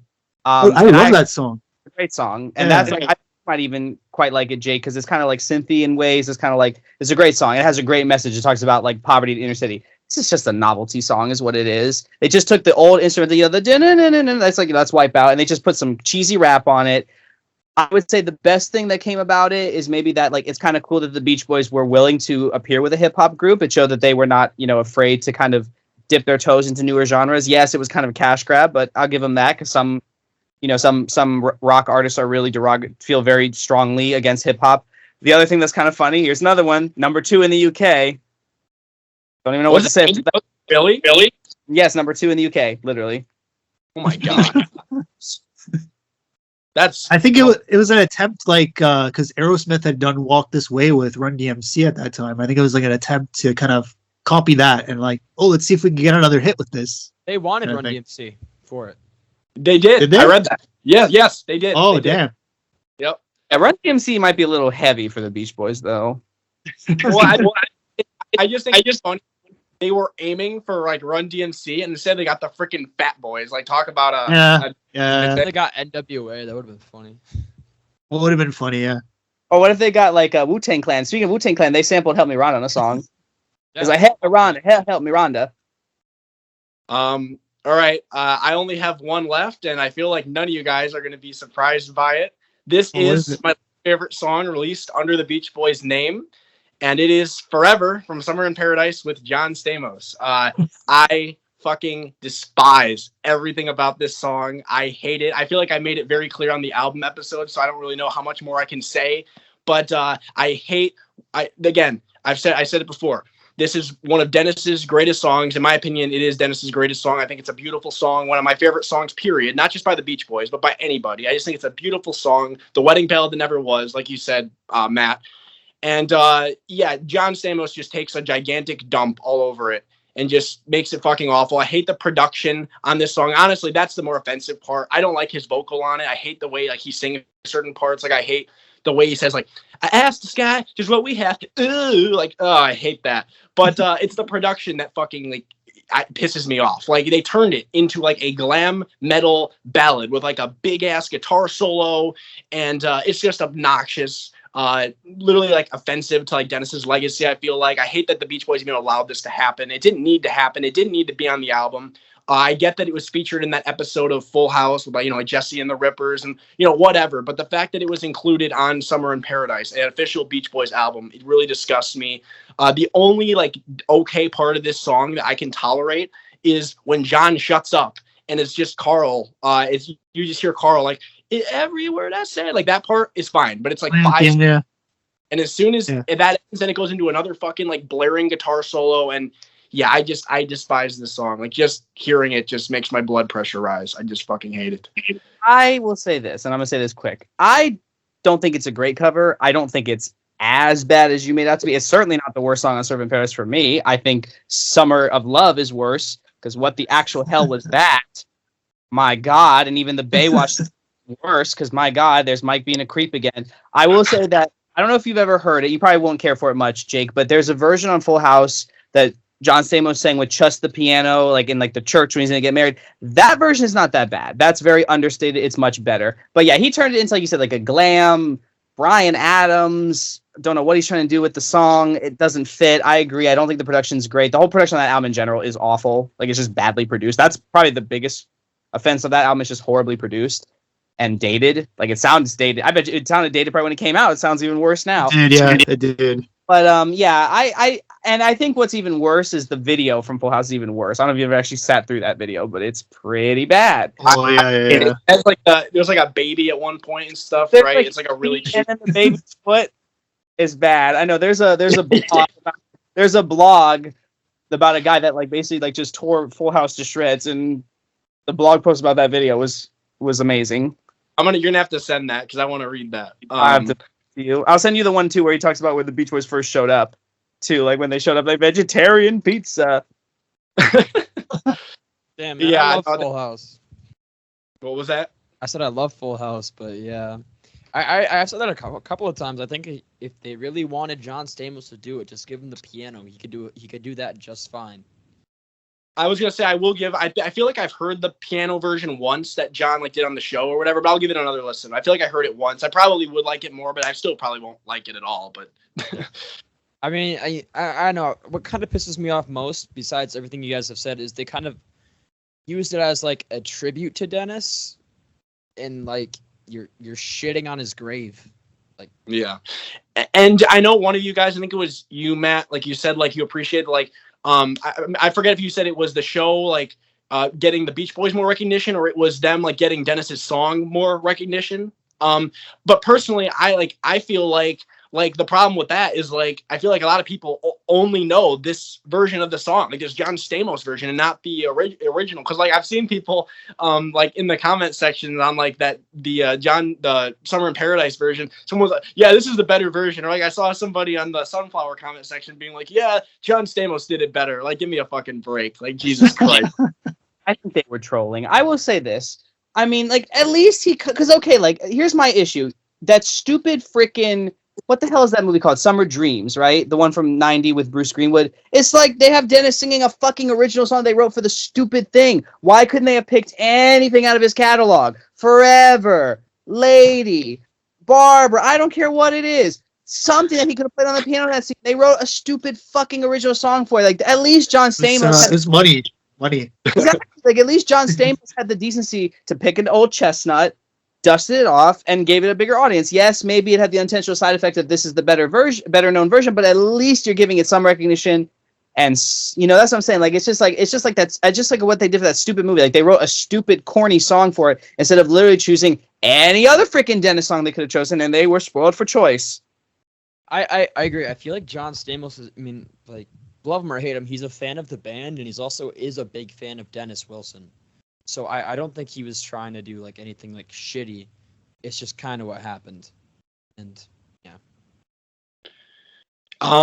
If you guys don't have any more, like, do you guys have any more, like, specific individual songs you want to mention? Because I wrote down a few, like, dishonorable mentions. I just wanted to briefly just go over, and then we can move on to the more general hot takes. Yes, but I don't have anything to add, but I want to share the first general hot take. Okay, go for it. Okay, all right. So I'll just mention we'll go through these real quick. You guys already mentioned quite a few of these, so it won't be long here. Yeah, 10 Little Indians. We already talked about that. I know, Reilly, I offended you with this, but I'm not a big fan of Hawaii. I think it's a little annoying. I think the Hawaii, it's a little grating for me, just a little bit. That's not the my best favorite part. It's a little grating for me. I think it's better live, but I'm not a huge fan of the recording. Be True to Your School, never been a favorite of mine. I know this is a song that, like, they still do to this day. It's a popular song. Mike does the win, you know, but I don't care for either version that much. I think the album version I kind of prefer, because the single version has the honeys doing the yeah. I don't like the cheerleader vocals on it. I think they're annoying. But yeah, never been a huge fan of that one. The medley on Party, I Get Around Little Deuce Coupe, don't care for that. We talked about that. Getting Hungry from Smiley Smile doesn't do too much for me. I'm okay with the verses, like the I wake up in the morning, but then, like, the getting hungry, like, it just doesn't do anything for me. Vegetables, I'm not a huge fan of. I like the Smile version more than the Smiley Smile version, but not a huge fan. Not a song I listen to too often. I was going to mention the song He Come Down, but then I re-listened to it, and I kind of can appreciate the cheesiness of it. Like, obviously, like, the Maharishi lyrics are kind of cringy, but, like, I can kind of vibe with it a little bit. I do like the piano on it. I think that sounds kind of nice. I like the little quiet parts too, where, like, you can hear, like, Carl doing some vocals and stuff. I like that. I don't think I have too many more. Same thing. Oh, another one, California Calling. I was gonna mention this one, but then I re-listened to it and I was like, God damn it! I kind of like the chorus, like the how does it go?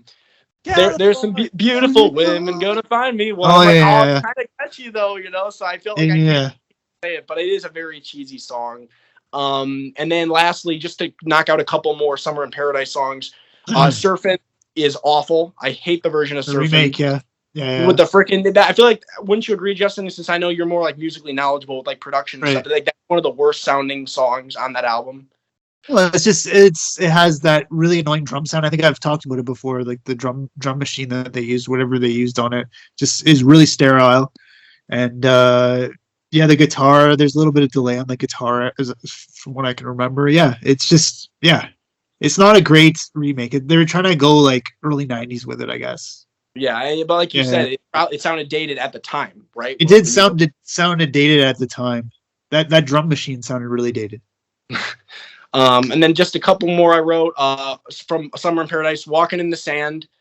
This one frustrates me because I love Carl's vocal on it, but the production, like the remember, whatever the hell that is at the Delay start, on it, yeah, on his voice. just Yeah. like like the organ is obnoxious. It just sounds so obnoxious, and it's almost like unrecognizable from the song that they're covering, like by the Shangri-Las. It's like it doesn't even sound like it. Like it just sounds like a completely different song.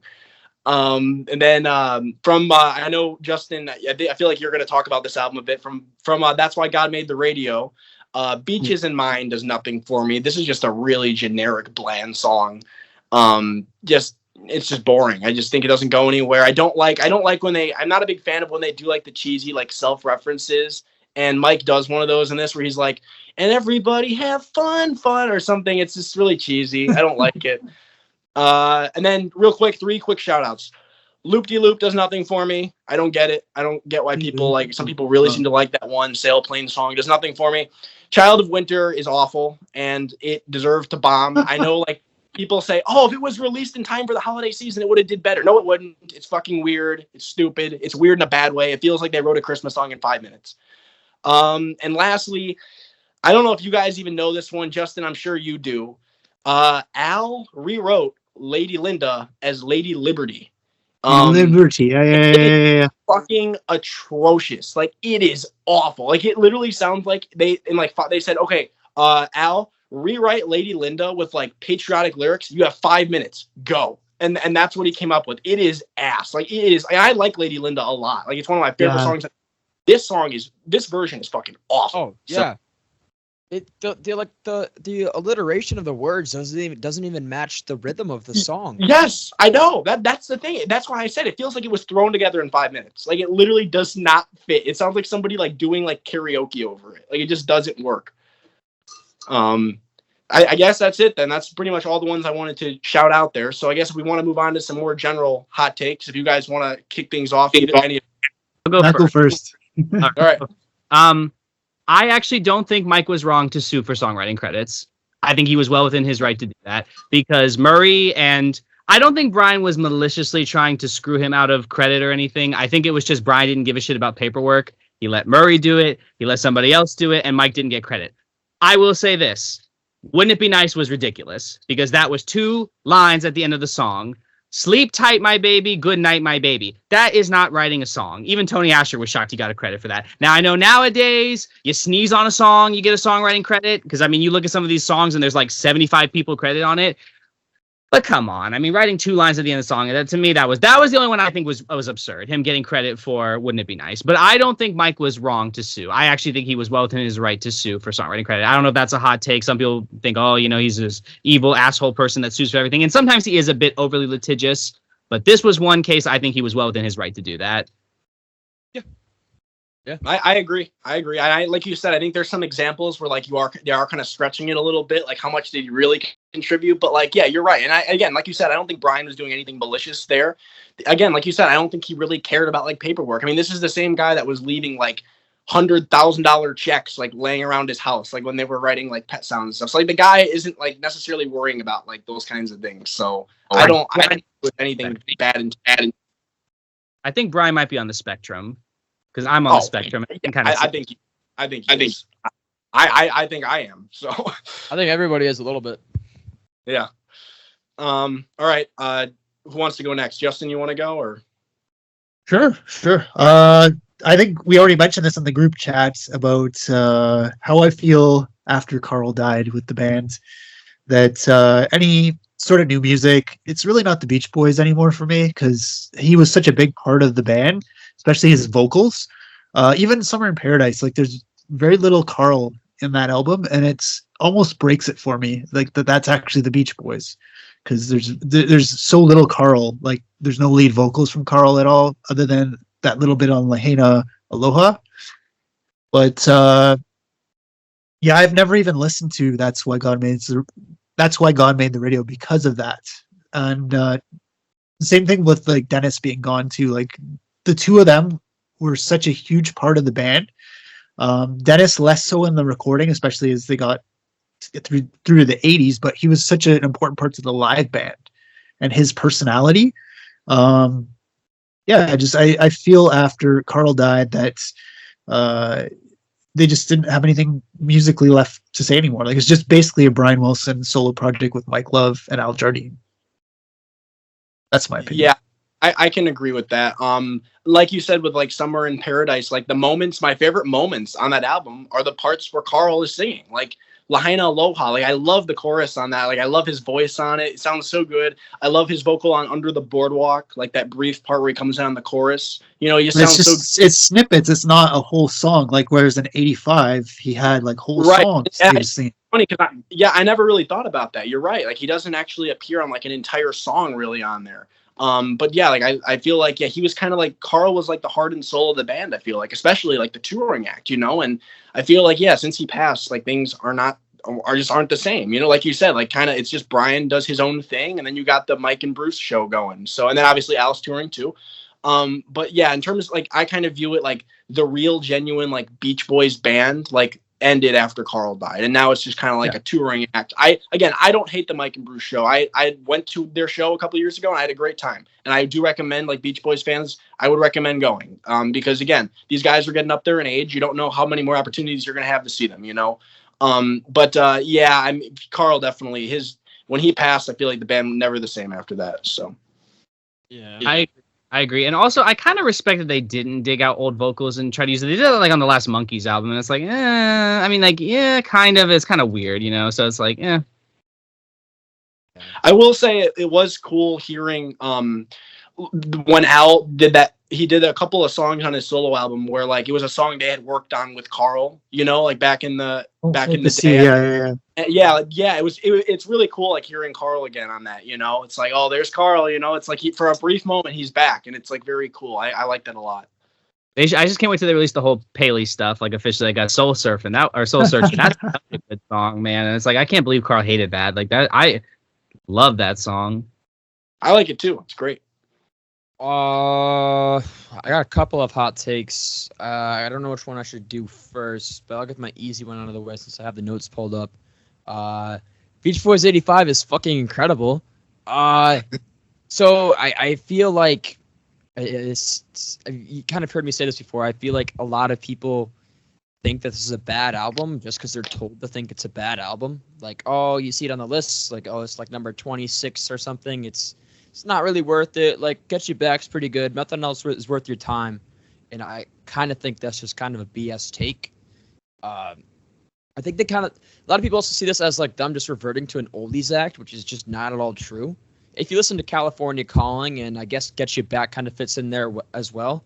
Yeah, that makes sense. But I feel like Get You Back actually works a lot better than California Calling, because there's no callbacks to it. It's just a new song. It has that similar chord progression, but it's not like a retreading old ideas or anything. It sounds a lot like Hungry Heart though, but it's whatever. It does. But California Calling, I mean, but even the Kona Coast in '78, it's just retreading on like Help Me Rhonda, and how Kona Coast is retreading on Hawaii. It's just that's true, but the rest of it is just '80s contemporary pop, synth pop. It's its own thing. Carl's on this album a fuck ton, and he makes the album for me. A lot of it is just 80s pop. Like it's not them being an oldies act. And I mean, a lot of people rip on the production, and I get that. I've mentioned a lot of times that 80s production works for me. I'm a big fan of new wave. I'm a big fan of synth pop. But what kind of separates this production for me from Still Cruising, and especially Summer in Paradise, is that Steve Levine fucking killed it. He did not make it too glossy. He didn't overdub too many times. He had just the right amount of 80s on it. So that really works for me. And I feel like the last thing that kind of separates this from the Still Cruising and Summer in Paradise is I feel like there's actual heart put into the record. They're actually trying. I mean, you have that famous Carl quote that, I mean, I want the rest of the Beach Boys to care about 1982 the same way they cared about 1962. And with Carl, and especially all of his tracks, it really shows. There's a lot of heart in this record. They're trying new things. They're not just settling like they did with some of the other albums before and after. So it's incredible album. The production fucking rips if you're into it. They're trying hard. It's not a retread of old ideas. It's just 80s pop. Fucking love it. Yeah. I mean, I I think it's an album like we talked about this before, but yeah, like if you like 80s production, I don't see how you could have an issue with this album. I think it's a really I think it's well produced for sure. I think my issue with it, why I can't get into it as a whole, is just some of the songs don't do anything for me. Specifically some of Carl's songs don't click with me very much, but like certain songs, yeah, like Get You Back, I think it's like a great blend of like kind of like that older retro sound with like newer production. I think it works really well. Regardless of how much it sounds like Hungry Heart. California Calling, yeah, like that's to me, that's like kind of the one song on there where like, yeah, like they're kind of trying to, it's more like a nostalgia type thing. But like really, if you want to talk about like albums where like they're leaning into the nostalgia thing, like I feel like Keeping the Summer Alive is more, you see more of that. Where like on Beach Boys 85, I feel like they actually are trying something different. Like they're trying to be like, you know, like contemporary and like, you know, fit in with the times. And I respect that a lot. This is an album that, like I've definitely, like, I keep listening to it, you know, just trying to get more into it. And there's songs in there that I really enjoy. Crack at Your Love, I think, is great. And it's an enjoyable album. Yeah. Can I just say one thing real quick? This is a point you made, Reilly, about like, oh, people are told what to like. I think that's kind of a problem with music journalism in general, especially nowadays. The problem is, and I've noticed this, is that I think certain artists, critics are afraid to write bad reviews of because the fans will come and attack them. Taylor Swift is a great example. The Guardian gave a 5-star review to her re-recording of 1989. That was not a 5-star album. She butchered half the songs. Jake, I know you love Style. Did you hear the new version of Style? She butchered it. She ruined it. And they gave it a 5-star. She did. Oh, yeah. To me, she ruined it. And I'm sure some of the people, but she ruined it, in my opinion. Like, she took something that was perfect and ruined it. And people will not write bad reviews of it because people are going to attack them. But then you have other artists that it's like people will write reviews and they basically will write personal attacks masquerading as a review. Like actual personal attacks, like, oh, this person has always sucked and all their music sucks. And this is just continuing to suck. It's like, that's not a review at that point. That's just a personal attack. Yeah, and that's what music journalism is now. And I think it's frustrating. I gotta give credit to, I just want to point out a couple of songs that kind of made the album for me, just in case anybody's like, oh, I want to give this a second chance. It's Getting Late has an awesome Carl vocal. I think it's a very great 80s pop song. Crack at Your Love, Jake mentioned it. My favorite is Maybe I Don't Know. Perfect 80s song. I think like it hits all the 80s checks mark for me. It's awesome. But the Carl vocal all across the album makes it. Stevie Wonder's I Do Love You is also pretty good. Side 2, I'll admit some of it kind of wanes a bit. There's a lot less, like, side 1 I think is perfect, though. Every song on side 1 I can listen to any period of time. Side 2, I like a good amount, but great album. Wish people would kind of give this a chance instead of lumping it in with the rest of those later period albums like Still Cruising and Summer in Paradise. But it's a feel-good album. It's like feel-good music. Rolling Stone said was actually a very entertaining album despite it not being like a big artistic statement, which I think kind of perfect representation of it. Very entertaining, but not like Pet Sounds where it really makes you think. Yeah. So speaking of Pet Sounds, I do have a hot take involving Pet Sounds. My take is that Sloop John B I don't think fits on the album very well. I think in terms of production, I think it's really well produced. It shows how Brian could take a song. Again, if you've ever heard the original Sloop John B and you see what Brian did with it, it shows like what a great producer he was and arranger. It's just like, it's such a big like jump, you know? But like, you look at the other songs on Pet Sounds, a lot of really lyrically, like the lyrics are very emotionally moving, you know, like the whole album is kind of a journey, you know, like Wouldn't It Be Nice? And you have these lyrics about like young love. And then towards the end with Caroline No, like loss of innocence and stuff.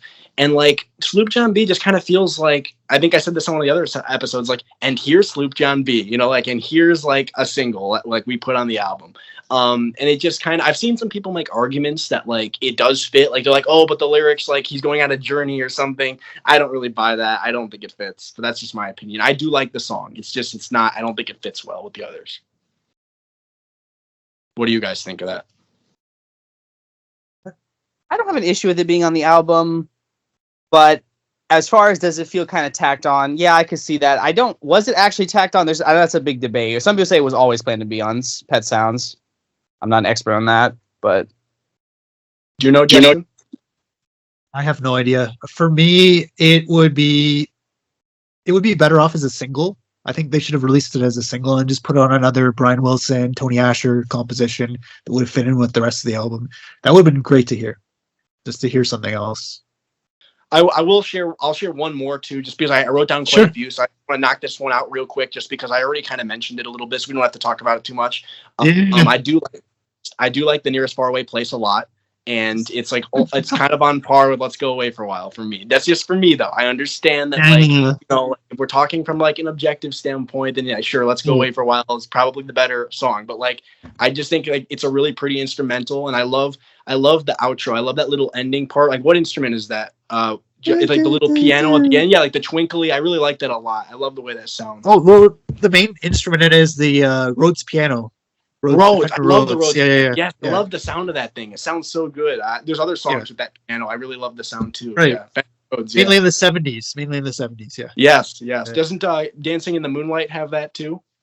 That's a Wurlitzer. That's a similar. Okay. Yeah. Yeah, Wurlitzer's a little bit harder sounding. I'll share one, and I know Reilly stepped away for a minute. He might disagree with me on this, but I'm being honest, guys. I'm being honest, all right? The very early, like the first like year or so, like 63, the Beatles are much better. I'm sorry. Like I love the Beach Boys, but the early Beatles stuff, way better. Way better. I don't think there's any, like compare like I love Surfer Girl, but compare it to With the Beatles, With the Beatles is much better because like All My Lovin', all I gotta do, It Won't Be Long. Like, sorry, guys. I mean, just seriously. No, it's pound for pound much better. I know Reilly kind of seemed to disagree with that. No, I mean, yeah, I think so. I don't think there's any Beatles song that's... Beach Boys, like, okay, In My Room is great. It is, and some of those stuff too, but I fucking love All My Lovin'. I love It Won't Be Long. I gotta love all that stuff. Pick the wrong album. Picked Little Deuce Coupe. Okay, but like Little Deuce Coupe, yeah, but like, okay, but I'm just saying, like if you compare like Please Please Me with the Beatles, smush those together, all right, and pick all the songs from there, and then compare it to like all the songs they put out in '63. Wouldn't you? In my opinion, I think pound for pound, I think the Beatles were just better. What they put out in '63. You're like cherry picking the best songs. But you kind of have. I don't know. I am a huge Beatles fan. I think you guys kind of underestimate how big of a Beatles fan I actually am. But Surfer Girl is one of my favorite albums of all time. 63. I guess I would have to go year by year. 63, I think the Beatles win, but you also have to think about it. You have one of the greatest rock debuts of all time, and you have a lot of great singles from that year. 64, I'd probably give to the Beach Boys just because of All Summer Long. But Our Hard Day's Night better than All Summer Long. Yeah, I agree. I agree with that. Yeah. Yes. Hard Day Night's better? Yes. Yeah, absolutely. I agree. Yes. Now, I will say this. Beatles for Sale, but A Hard Day's Night is absolutely better than All Summer Long, yes. I'm not going to fight you on that because I think in your point of view, you're not wrong. I think it's a very subjective thing. Personally, All Summer Long, again, one of my favorite albums of all time. I like it more than Surfer Girl. It's somewhere in my top 20. I mean, that's fair. Just because, like, the filler drags it down. Because for me, Hard Day's Night, all killer, no filler. I mean, seriously. Yeah. Hard Day's Night, I should have known better. If I fell, I'm happy just to dance with you. I mean... There's a couple of songs on Hard Day's Night I don't care for. I'm not a huge fan of Can't Buy Me Love. I love that song. I love that song, man. Also, I mean, Don't Worry Baby, Warmth of the Sun. No, those are... I Don't Worry Baby. Yeah. But then that's... 64, I think, wins for the Beach Boys. But yeah, also, you're forgetting, my favorite song of all time came out in 1964. That holds a lot of weight. Oh yeah, that's a song. It is 65. That's fucking tough because you have my favorite Beach Boys album and my favorite Beatles album, Face to Face. Oh, I don't know. From there, it kind of gets tricky. But no, 64. But then, 64 for the Beach Boys. Yes, I would say for me, 63 Beatles, 64 Beatles. It kind of has to be. I think the Beach Boys might have higher highs, but if we're looking at collectively, A Hard Day's Night is way better than All Summer Long. It really is. In my opinion. All Summer Long is one of my favorite albums of all time, though. But I mean, All Summer Long is great, but like it's just like I said, it has the filler. The filler kind of has to drag it down. It doesn't have filler. I gotta make a list. I'm gonna make a list of my favorite songs by the Beatles from '64, my favorite songs by the Beach Boys from '64. Put them head to head, and I'll show you guys in the chat later. And I'll 66, I will say, is a good one because Pet Sounds is great, but I also love Revolver. Is my favorite Beatles album. Yeah. Revolver is Rain came out that year. Rain's my third favorite Beatles song of all time. So Rain. Oh, you mentioned Jake. You weren't crazy. I'm not crazy about that one, actually. I like The Reilly. guitar riff rips. Rain is awesome. I love Rain, especially their drums. That's like Yeah, the drums are cool. Go listen to Rain. That was such a huge influence on Britpop and the Stone See, Roses. Reilly, You know, Reilly, no, see, like I respect that song more than like, or I admire that song more than I actually enjoy it. Basically, like I get it's like a massively influential song in a lot of groups, but like it's not my favorite song. I do want to get my thoughts in on like this little discussion you guys are having. So like, I get the argument of like the Beach Boys having higher highs. I've seen people say that, you know, like the early 60s, the Beach Boys had higher highs. I get that argument. I think that's a fair argument.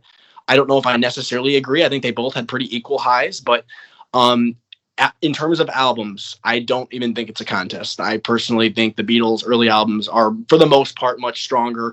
Please Please Me isn't the most consistent album, but I still think it's stronger than what the Beach Boys, like the first two Beach Boys albums. What else? I will say this too, like the Beatles songs that are considered filler, I typically enjoy more than like the Beach Boys songs that are considered filler. Like for the Beatles, some people consider some of the covers like filler. I enjoy quite a few of those covers. But yeah, I personally, as big of a Beach Boys fan I am, you know, I'm somebody that really loves both bands. The Beatles were the first band I ever got into, you know. I have to say Beatles. I just have to.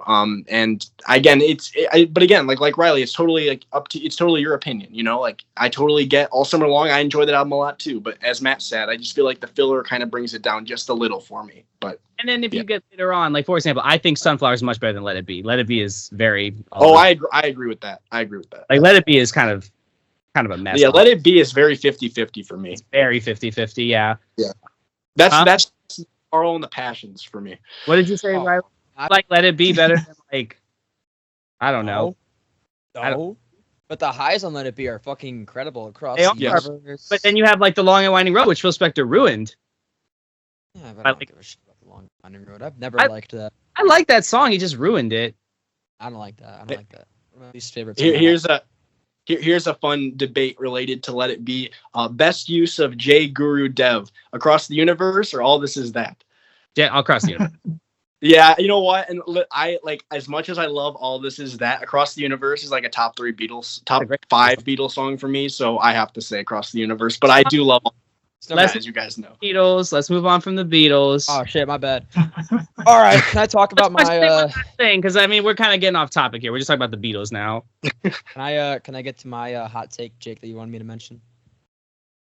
Yeah, go for it. Whatever. I like today's Help Me Rhonda better. Oh yeah, I mean that's fair. Okay, Jake was fucking ripping on me for that. I disagree, but you know, I respect it. I think what I don't like about the Today version is just that part at the end. It just almost feels like you're like goofing off in the studio, and like I don't know what they were trying to do at the end there. I thought the CD was broken the first time I listened to it. I swear to God, I put this because I had the Analog Question CD, right? So I paid like $30 for the CD. I put it in my car. I'm driving to school. I'm like, what the fuck is wrong with this song? So I go on my phone. I put it up on Apple Music. I'm like, it's supposed to sound like this. I thought the CD was broken. Dude, that's my favorite part. I'm like, I remember the first time I was listening to it, I'm like, oh, dang, it's ending. And then I'm like, oh, shit, it's back. Help me, Rhonda. Help me, Rhonda. Fucking slaps. Best part of the song. Like, when do you think it's over? No, they're back. Al with his fucking vocals. I love it. I think, I understand where people think it sounds a bit messy and unfinished. That makes sense to me. Part of it's because I grew up on this version and not the Summer Days version, so I think that kind of makes it have a bit of an unfair advantage. But I think some of the messiness kind of adds to it almost. I don't think it sounds messy. I kind of like it a bit better, but I think maybe the Summer Days version just sounds a bit too clean cut and perfect, where the bass line is there, the piano's there. It sounds too clean cut. And I don't know what it is for me, but I just like the Today version better. But to be fair, Today is my favorite Beach Boys album.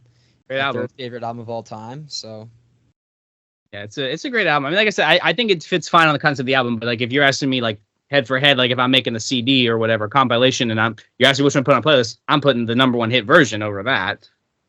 But did you go up on the Endless Summer version? Because I know it's on Endless Summer, on the original Endless Summer. Yeah. My dad had a CD copy of Endless Summer. Yeah, I think unless you had the DCC Gold CD, which I doubt he had because that cost a fortune. That's the only one I think that has the single version of Help Me Rhonda. Riley, I feel like that plays a big part of it, though. The fact that you grew up on that version, I totally it's like hearing that, I get it more. But yeah, I feel like if I were to listen to them head to head, like for the first time, like both songs, like I just feel like I'd always vote the Summer Days single version. I just think I feel like with the Today version, like Brian knew he had a great song and he felt he could make it better, and I just feel like he did. I get that, like it's kind of cool how like the production's a little different between the two. Like there's different instrumentation on the Today version, but I just think like the Summer Days version is so much more lively and just energetic, and I can see why it was such a big hit. It's a great song. That's it. All right. Who wants to? Anybody want to go next? Can I speak another one that I think was, and I know Justin, you're gonna disagree with me on this, but I personally think that Al's version of Cotton Fields, the Red Rose version, not the original. I don't like the original at all. Honestly, I think Brian made a mess of it. I think that song needs to be a country rock song. Red Road's on there, bouncy, like jumping. Like I think Al made the right call to re-record it. Yeah, I like both versions. I just prefer Brian's version. It just is a little bit weirder, and I like the intro and I think he did a better job. But I like both versions. I don't mind the country version. Good job on it, honestly. Like I like Brian, but I don't think I think Al was right. I don't think he made a good version of that song. Yeah, Justin, I re-listened to the 2020 version today because I knew this was going to come up today. I will say I can see why you like it. You can kind of tell it was produced by Brian. It's got more of his sound, I feel like, but I feel like towards the end, it's kind of just like lacking something. Like I feel like it should build up, and I feel like it doesn't build up. Like it just kind of just ends. Like, and I feel like the vocal isn't as passionate. And I feel like it did need more of like a countrified sound, which Al added to it by having like Red Roads on it and stuff. I just think that the single version is so much more energetic and it works better. But like I get it. It's just I do think it's missing something though, the 2020 version. You have a hot take, Justin, to share? No, that was it for me. I'm pretty I don't really have a lot of hot takes, believe it or not. That's the Canadian. Here's my list. Let's hear some more viewers. Maybe it'll come up when he mentions some other stuff. Okay, I'll crank out a few here. Rapid fire. Okay. All right. First one. If you ask me, okay, this one's gonna piss off some people that are listening, I think. If you ask me for like album combos, Surfin' Safari with Surfin' USA, or MIU with LA, I'm taking MIU and LA every day. Yeah. You agree? You guys agree with that? Okay, Yeah. All right. I thought that was gonna be more of a debate. Here's the thing. I think that the filler on Surfin' Safari and Surfin' USA is really just, yeah. I mean, like, as much as I don't care for some of the filler on MIU and Light Album, like, LA is actually pretty solid. I don't really have an issue with that album, other than I know the disco 10-minute version of that song. Even on MIU album, like, yeah, some of the filler is pretty bad. Like, it's not great, but at least it's still kind of sort of interesting. Whereas, like, the problem with, I think, some of the filler on Surfin' Safari and Surfin' USA. I mean, Surfin' USA, first of all, if you're not really a big fan of surf rock, I can see why you hate that album, because it's like half the album is surf rock instrumentals, which I don't mind, but do I really want to listen to like a whole album of that from the Beach Boys per se? Not really. I'd rather hear that from like, what do you say, Reilly? I would. You would? Well, I'm saying, it's like, but that's not what I'm looking for the Beach Boys. I'm looking for the harmonies. Like I said, a Dick Dale thing, great. Like Miserlou, like I first heard that in Pulp Fiction. I first saw Pulp Fiction, great soundtrack. I want to get that on vinyl. But yeah, like, sure. But like, do I really want to listen to like a whole, like, would I really want to listen to like a half hour, 45 minutes of the Beach Boys playing surf? Nah, not really. That's not what I'm looking for from them. And then like Surfin' Safari, just like, we already went on 10 Little Indians. So some of those songs are just like so juvenile. So I get it. They were young though when they recorded those songs. Like, yeah. Sometimes 18, dude. Sometimes that's why I don't think it's wrong to take songs from professional songwriters when you're that young. That's all I'm saying. And again, as we've said before, like at that time, like especially with Surfin' Safari, like a lot of albums had like novelty songs and stuff. Yeah. And like, again, a lot of albums at that time, they weren't supposed to be like great albums. It was basically like, here's a few singles. Here's some tracks to be recorded. Yeah, right. Shit, right. Okay, so I'm surprised that went over as well. Here's one that I think could get some discussion going, both with you guys and like maybe the audience as well. To me, this is my opinion. I feel like Reilly, you're going to disagree with this totally. To me, Bruce Johnston has always been more of a Beach Boy than David Marks.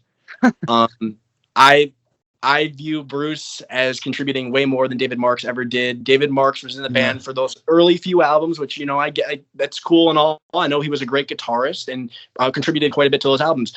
But to me, Bruce's contributions, he's been in the band way longer. He's written some really great songs, in my opinion. I know he's not your favorite singer or songwriter, Reilly, but I think he's written some really great songs. And he's been a constant member of the band. Besides that break he took in the 70s, you know, when Blondie and Ricky were there, he's pretty much always been there. And I feel like he's a member that sometimes people underappreciate a little bit. I think he made some great contributions. Obviously, helped produce a couple of albums for them as well, like when Brian was really kind of struggling. So I like Bruce a lot, and to me he is like if you want to say like, okay, there's 5 Beach Boys and who's the 6th, like to me he's the 6th. So okay, yeah, you're right, everything you said is right. For me, I guess a way for me to put it is I think Bruce is more of a member of the band, but David Marks is more of a Beach Boy, if that makes any sense. I think I get what you're trying to say. Yeah, I think I get it. Yeah. He had like, you feel like David Marks like fit in a little more. Is that what you're kind of getting at? Yeah, because he was their neighbor. He took guitar lessons with Carl. Even when he was out of the band, he still remained somewhat intact with them. I mean, the 70s, he had some sporadic appearances. He obviously came back in the 90s. He came back for the 2012 tour. He was pretty integral to their early surf sound. I think he kind of fit in more as a Beach Boy, but as like a band member, as a band mate, as a contributor, not so much. Yeah, that's fair enough. I mean, I get both sides of the argument. So, what do you guys think, Matt and Justin? Have any thoughts on this? I would have loved to see what David Marks could have brought to the table if he was a bit older. I think it's kind of not really fair to compare because he was so really young. He was so young. I mean, I think it's really impressive that he was that young and was able to, you know, play the guitar so great, have all the pressure. Like, I think it would have been kind of cool, like, if he was maybe a little bit older in the group and see what he could have contributed, especially when he went back to school. He went to Berkeley. He went to Berkeley, right? Yeah, and he, like, you know, took music theory and stuff. Because, like, I feel like with Bruce, it's like, you know, Bruce was older. Bruce was around Brian's age. And it's like, I also feel like David Marks could have probably given, like, a jolt of energy when he was older. Like, because I think, like you mentioned, right? Like, he was in charge for, like, the surf, like, the guitar and all that. And he was really good at that. Bruce is just syrupy. He's very syrupy. And it's like, at times I like it, but at times it's just too much. It is way too much. And that's the thing. And that's why I think like they tried to get rid of him for a while. I know they wanted to replace him with Billy Hinchy. So like, and then of course he left when Jack Reilly came into the fold, or not too long after that. And like, yeah, I don't know. It's like, I just don't really think it's kind of hard for me to compare, basically, is what I was just trying to get at. Part of me wonders what would have happened if David Marks did come back in the 70s and was there for that Ricky and Blondie era. I know he started writing songs and none of them were particularly great, but as a collaborator, I mean, definitely he was older. He definitely had that music theory in him. Maybe what could have he collaborated with? I don't know. Maybe he could have been an integral part of the live band with Ricky and Blondie. But yeah, I gotta be honest. I can't lie. I think Bruce is definitely bigger on the bandmate. But if you're asking me who is a Beach Boy, like who has that family connection, who has those roots with the band, I think David. That's fair enough. Also, one other thing too, like I didn't mention with Bruce, like his contributions to other songs that like where he's just providing backing vocals. I think his voice sounds like, I think he made some great contributions. Like on God Only Knows at the end, like I think he sounds great. California Girls, I love, like at the end, you know, like wish they all could be like I think his voice works really well on those songs. But I get why like some people aren't like a huge fan of like the songs he sings or the songs that he writes, because again they do kind of stick out a little bit. But I do like quite a few of them. Obviously, I'm a big fan of Disney Girls. I love Deirdre. Also one semi-related thing here. Have you guys ever heard, I think I sent it to you, Reilly. Have you guys ever heard the song by Bruce and Terry, the little group that Bruce was in before the Beach Boys, the song Don't Run Away? Yes. Yeah. Yeah, I really like Very that. Pet That's sounds. one of my, yes, I love it. So like pretty, and like it sounds like almost like, yeah, it sounds like it would fit on Pet Sounds. Like it's honestly one of my favorite Bruce songs. Like, I think it's great. All right, I guess that's it for that one. Do you guys? I don't want to hog up space. I got one. Is because we're kind of already on the topic with like the surf stuff. Okay. The pre-Pet Sound stuff, it has generally become underrated, or at least underappreciated or overhated. In recent general- years, yeah. Because I feel like most people are trying to be hip and edgy and like, oh yeah, the surf stuff sucks. And there are just like, I'll see the freaking tier lists on the Beach Boys subreddit, which I don't really care for, but I see it and it doesn't bother me, but it's like, you're just saying it to say it. You're putting the like Surfer Girl, All Summer Long, all those albums in like freaking F tier with Summer in Paradise. And it's like, really?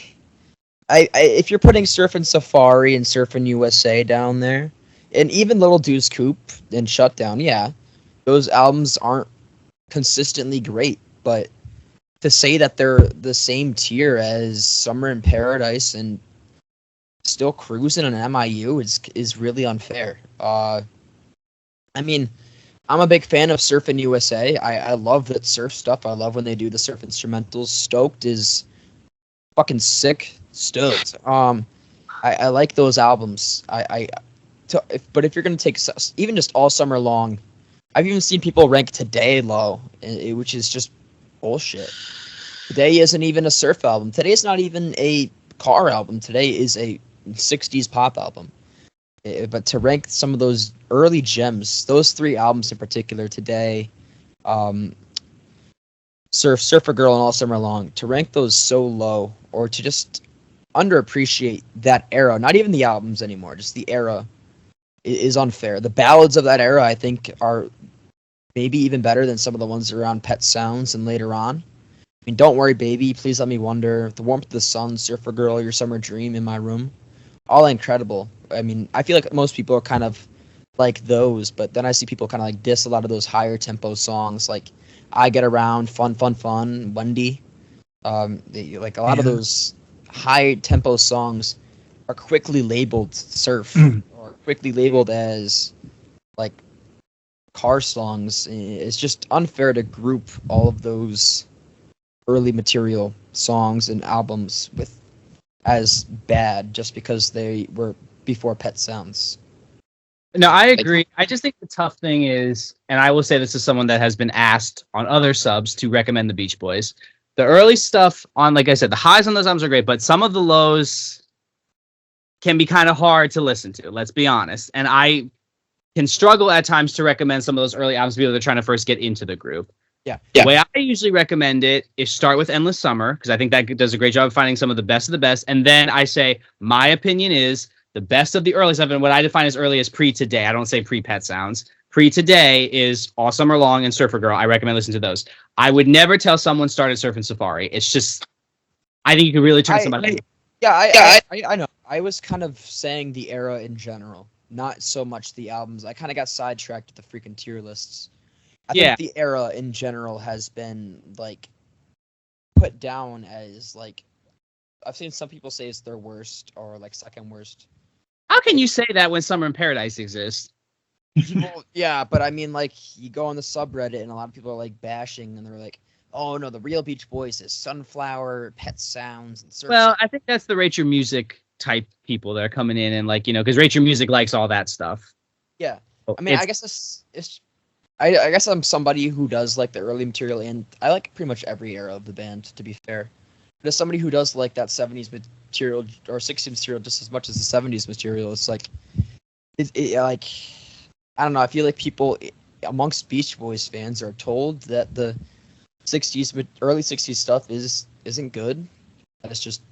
Well, I think all of us came to know this band from the early 60s stuff. Like, I'm sure every fan, that's kind of the gateway in, right? Like, for me, it was the Endless Summer album. That was the first glimpse that I had at the Beach Boys, and I didn't even hear those early 60s albums for many, many years. It was a good like 10, almost 15 years until I heard them. So like, I can understand why some people rank them as low, because they want the best of the best. Like Matt said, they want to just listen to Endless Summer and then that's it, kind of like for the early 60s stuff. But as far as the albums go, like, I can see why you do like some of them. Like Surfer Girl has a lot of great tracks. All Summer Long has a lot of great tracks. but some of them like Surf and Safari, it's pretty weak because they are so young. Like it's their first recording, and I'd say the same with the Beatles too. Please Please Me is not the greatest album either. No. So yeah, I think for me, if I'm going to listen to early '60s Beatles or early '60s Beach Boys, I would listen to Endless Summer. That would be my choice. Yeah, rather than the actual albums. That's how I recommend it to people. I've had people on Popheads be like, "Oh, I want to get into the Beach Boys. How do I get into it?" I said, "Start here." That's how I recommend it to people. Yeah, I mean, I would say the early albums are worth listening to, like to discover some of like the hidden gems. Like you aren't gonna find summer, like songs like Your Summer Dream, like that's just kind of buried on Surfer Girl, but it's like that's a beautiful song. And there's some other songs on those albums too where it's like they might not make like really solid songs, So I think for that they're worth listening to. But yeah, going to like the tier list thing, like Reilly was saying, like anybody that like puts today like towards their bottom tier, like I can't take that list seriously. Like you immediately just discredited. I don't care about the rest of your opinions if you're gonna put. Isn't there one last week that you guys posted or something in the group chat? They put Holland as last. I remember there was one where someone put Holland. Oh my god. That was like one time somebody put like freaking, what was it? Pacific Ocean Blue in D tier. I'm like, I ain't taking your opinion seriously. I'm sorry. Yeah. Actually, so I not to interrupt if you guys have anything else to say here, but I my next hot take I wanted to share actually involves that album. So I feel like that might be a good segue. Pacific Ocean Blue? Yes, Pacific Ocean Blue. Yeah. Okay, I felt like we could maybe mention a couple of solo related things. So my take with this album, I really love quite a few of the songs. I love Thoughts of You. That's like one of my favorite Dennis songs. I love Time. I love You and I. There's some really beautiful songs in here that I really love. But as a whole, I wouldn't say I like love the album. I think it's a little bit overhyped. I think some people like really talk it up like it's like an all-time classic. I don't think it is. I think it's a very enjoyable album. If we're talking about Beach Boy solo albums, I totally get why people rank that as the highest. It blows anything Carl did out of the water. It blows Mike's out of the water. Brian had some respectable ones for sure. So you could make an argument there, but I just think like I feel like with this album, I tend to prefer like Dennis's softer songs than I do like his more like upbeat, more like rockin' ones like Friday Night and songs like that. They don't really do anything for me. Also, people will kill me for this. I'm not the biggest fan of River Song. I'm fine with it. But Reilly, I know I sent you this a while ago. I sent you like the early Beach Boys version of it, where it's got like this really like heavy like guitar sound on it, very like grunge sounding. And I think I would have loved to hear like that version get a release compared to the version they released on Pacific Ocean Blue, which I don't know. I think the production of the album as a whole, it's just not my favorite. I don't love the production on Pacific Ocean Blue, but I think it works on some songs. So that's my take.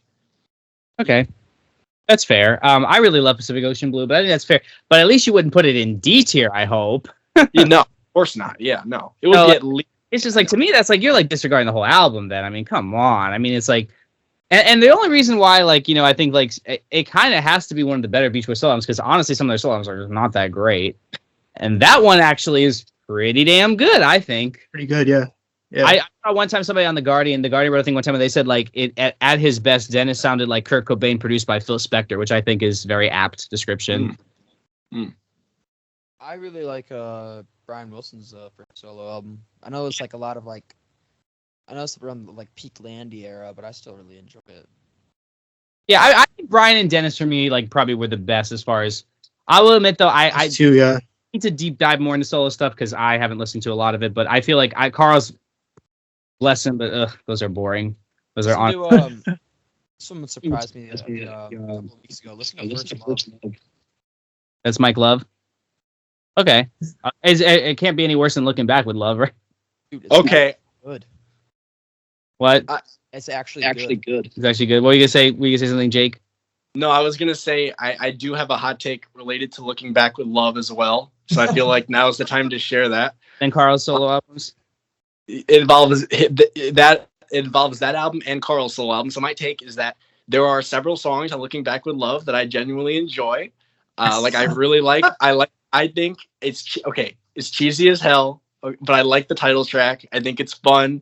I will say Good Vibrations Assassinations might be one of the dumbest, most like infamous lyrics in like Mike Love lyric history, but I don't even think he wrote the lyrics though for the song. So which is shocking by the way, because you would think that it just screams Mike, like the lyrics just scream Mike wrote this, but I don't think he did. But I like that song. I kind of like One Good Reason, and this is my ultimate like Beach Boys solo guilty pleasure. I like Mike's version of Teach Me Tonight. I like the production on it. It's very like smooth, but I like it. It's Which one is that again? How does that go again? How does it go? I haven't heard that album for so long. Teach Me Tonight, Teach Me Tonight. It's an old song, but Mike kind of redoes it in a more like poppy way.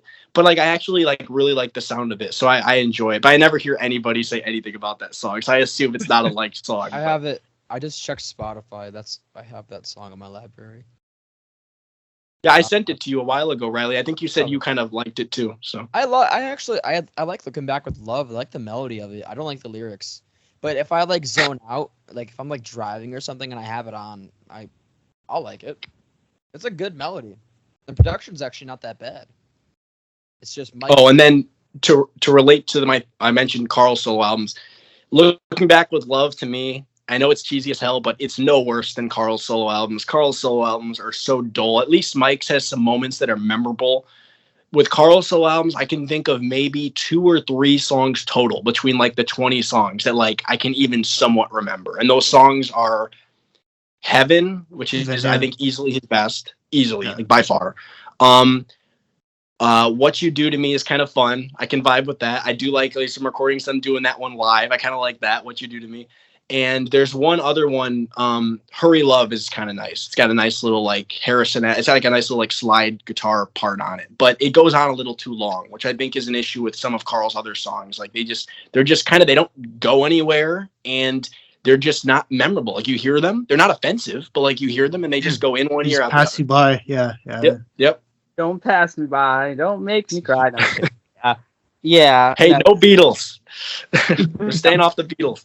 We go on a whole rant about the Beatles, where it's like, I think that you make a point because like, at least Mike's has some personality to it. Carl's is just like he's dull as dishwater in parts. Which like one of you guys said, it's frustrating because Carl's solo albums, I feel like he could release something really good, and instead they're really. I mean, God bless, what was her name, Myra Smith, whatever her name was, but I just don't think she was the best song partner. Myrna Smith, yeah. Myrna Smith, yes. I mean, she seemed like a really sweet lady. I saw her on, American Bandstand with Carl, but like, I just don't think she was the best. Because I think the thing about Carl was Carl like really needed, I think, a good songwriter to get his. Because he wasn't much of a lyricist. He was more of like a melodicist. Music, yeah. He needed a good songwriter to get like the lyrics out there, and I just don't think she was the best fit. She seemed like a really sweet person, though. Yeah. I think Carl. He was trying too hard to kind of separate himself from the Beach Boys. Kind of do that like adult contemporary sound. You see some of that on LA, but I feel like on LA he actually hits his stride a lot more. So he does, yeah. Yeah. The funny thing is, like, I feel like if like his solo albums sounded more like I've said, like I like the song Full Sail on LA. Like if the song sounded more like that, maybe I'd like them more. But instead, it's just like the most like generic, bland like rockers, and yeah, they're just, I don't know. And I will say this too. I don't even think this is much of a hot take, but like after Holland, Carl's songwriting just was not the same. Like if you look at the level of songs on Holland and Surf's Up, like you got like The Traitor and Field Flows and Long Promise Road, and then he kind of just moved into like this more like adult contemporary soft sound, which again, it works fine on certain songs. Like I really like Full Sail. Going South is growing on me. I know I was trashing it in an earlier episode, but it's growing on me. I can kind of appreciate it. I still don't think it's the most interesting song. But then you look at like his contributions on like Keeping the Summer Alive with like Living with the Heartache. Like that's not the most memorable song. Keeping the Summer Alive, I feel like if it was better produced, it would sound better. But again, if you listen to it, it almost sounds like, I know he was co-writing with Randy Bachman from Bachman Turner Overdrive, but it almost sounds like a rewrite of Taking Care of Business. Like I get up in the morning when it's ice cream weather. Like it's kind of the same thing, Yeah, so it is, yeah. Every time I think of it in American Dad, Taking Care of Business. He had to start at All right, let's 85. hear a hot take from one of you guys. Got anything? Oh God. I at times enjoy Smiley Smile better than Smile Sessions. Just saying. Times I do. Dang. That's crazy. I can. There's certain songs on Smiley Smile I sometimes enjoy more than the versions on Smile. Well, I just think Specifically, Wind Chimes. I kind of sometimes prefer the Smiley Chimes, Smile yeah. version. I love Smiley Smile so much, so it's like in a way I'm kind of glad Smile fell apart because we wouldn't have gotten it. And like I love Little Fucking Pat with Me Tonight. The Fall Breaks and Back to Winter is really cool. Like da da da, that's really cool. She's going bald. Like all this, which that was he gives speeches, right? Like I like it much better. She's going and he gives speeches. What the hell that was? Especially like with the what is that called where they do like the face shifting? It was like gotta blow. Yeah, it gets higher and higher. Like the face shifting, right? I really like that too. Like the Shana. Yeah, when it's getting higher and higher and higher. I think it's called phase shifting, right? Yeah. When you Just turn up the speed on the tape, yeah. you turn up the speed on the tape, yeah. But I really enjoy Smiley Smile, so it's like at times, honestly, I like it better than Smile Session stuff. I really do. Yeah, me too. I love Smile, and I love Smile Sessions, but I'm gonna mix. I kind of I feel like it depends on the time of day or whatever I'm listening to at the moment. Yeah. I prefer. But when I first listened to Smiley Smile, I was like, wow, this is a really cool record. I can see why we were talking about Christ earlier. He loves that album. He actually put out one of his best of 6. He did a list in 2007. He did like a thing for Rolling Stone where it's like him and this other guy, like they went like their like best album 6, 7. He put that and Wild Honey Bone. Like I know he loves Wild Honey. He gave Wild Honey an A+. But he also really likes Smiley Smile too. Yeah. Yeah, that one's kind of like Carl and the Passions for me. Like I like parts. I like half of it, maybe a little more than half. But like there's songs I don't care for. Like Getting Hungry, I don't really care for. I don't really care for Vegetables. Fall Breaks and Back to Winter, I don't really care for. So, yeah. Well, I feel like you don't really care for Vegetables in general because you just mentioned it. No, I don't. But I mean, but I prefer the Smile version's better though. Getting Hungry is kind of. The time I have with Getting Hungry, and we'll just talk briefly. It's just like it's so quiet, and then it's like it pounds you like it's so loud all of a sudden. It's like it's the mixing on that song is really weird. Yeah, they should have mixed it differently. They should have mixed it differently. I like their version of Wind Chimes. I will say though, the Smile version of Wonderful is better than this one because this one is just kind of. Yeah. I read on TV Trope someone said that this album is the equivalent of being trapped in a small room with a bunch of crazy people. Kind of is. All right. Since I have quite a few more to share here, I'll crank out a few right now. I'll give you, these are all related to late 70s songs. So I'll just crank them up and you can like comment on what you want to comment on. All right, so there's 3 here. So I got, first off, on 15 Big Ones, as I already mentioned, I like quite a few of the covers. Several of them I prefer to the originals. I prefer the version of Palisades Park to the original. I prefer Just Once in My Life to the original, which I know that's probably the hottest take, but I do really like Just Once in My Life. I think it's very like moving, the Beach Boys version. Like I know Brian's voice is kind of shot on it, but I think like that almost makes it more moving. Like he sounds like desperate, you know, like a good thing I found, you know, like I just think it's really moving, and I do like the production. It's got like that Love You style production on it, which I really like. Another cover that I prefer that's on a different album is Deep Purple on Adult Child. I really love that cover. I think it's great. I've heard the original song. It sounds completely different. I really like what Brian did with it, and I like his vocal on it, even though it's not like technically the best vocal, but I think like it's very emotionally moving. It sounds a lot better from like his voice then than it would have like someone like, I feel like someone like Sinatra doing it like really like smoothly, you know? Hey Little Tomboy and I Want to Pick You Up, I think are both like musically great and like melodically great. And I can enjoy them both despite the stupid lyrics. I also think that Hey Little Tomboy is one of the most memorable songs on MIU, and I think it would be considered one of the best songs on MIU by a lot of people if the lyrics weren't so creepy. And then lastly, this is my one other one I want to say right now. Match Point of Our Love and Lahaina Aloha are 2 of my favorite post Love You Beach Boys tracks. I think both those songs are great. Match Point, I've mentioned it before. I think it's great. I know the lyrics are kind of cheesy. It's like this tennis, like it's like making metaphors to love with like tennis. And obviously the production is very slick, but I like the disco style sound to it. Kind of, it's got like that disco beat, and I like Brian's vocal on it. I think he sounds great on it. And Lahaina Aloha, I think it's just a banger. I think it's easily the best song on Summer in Paradise by a wide margin. And I actually really think with better production, it would be like a very, like I would rank it even higher, I think. So Do you guys have any thoughts on any of those takes? I mean, I think those are all pretty fair takes. I think so too. That's Part of Our Love is like, I actually do like that song melodically, but it is very cheesy lyrically, very cheesy. But it's still not a bad song. I mean, it's certainly better than what comes right after it. It's certainly better. It is. It's certainly better than Kona Coast. It's certainly better than Bells of Paris. Yeah, Bells of Paris is another one. It's so freaking boring. Is it better than Diane? No, I think that's for me. That's probably the best song on the MIU album. My Diane, yeah, that's fair. Yeah, I like My Diane a lot. Yeah, I do, but I still think it's kind of weird that he wrote a song about his sister-in-law. But hey, who am I to judge, right? Right. Yeah. Do you guys have any thoughts on like Match Point or Reilly? Reilly or Justin? I enjoy Really? it. I do too. I when I first heard this album, I really liked it.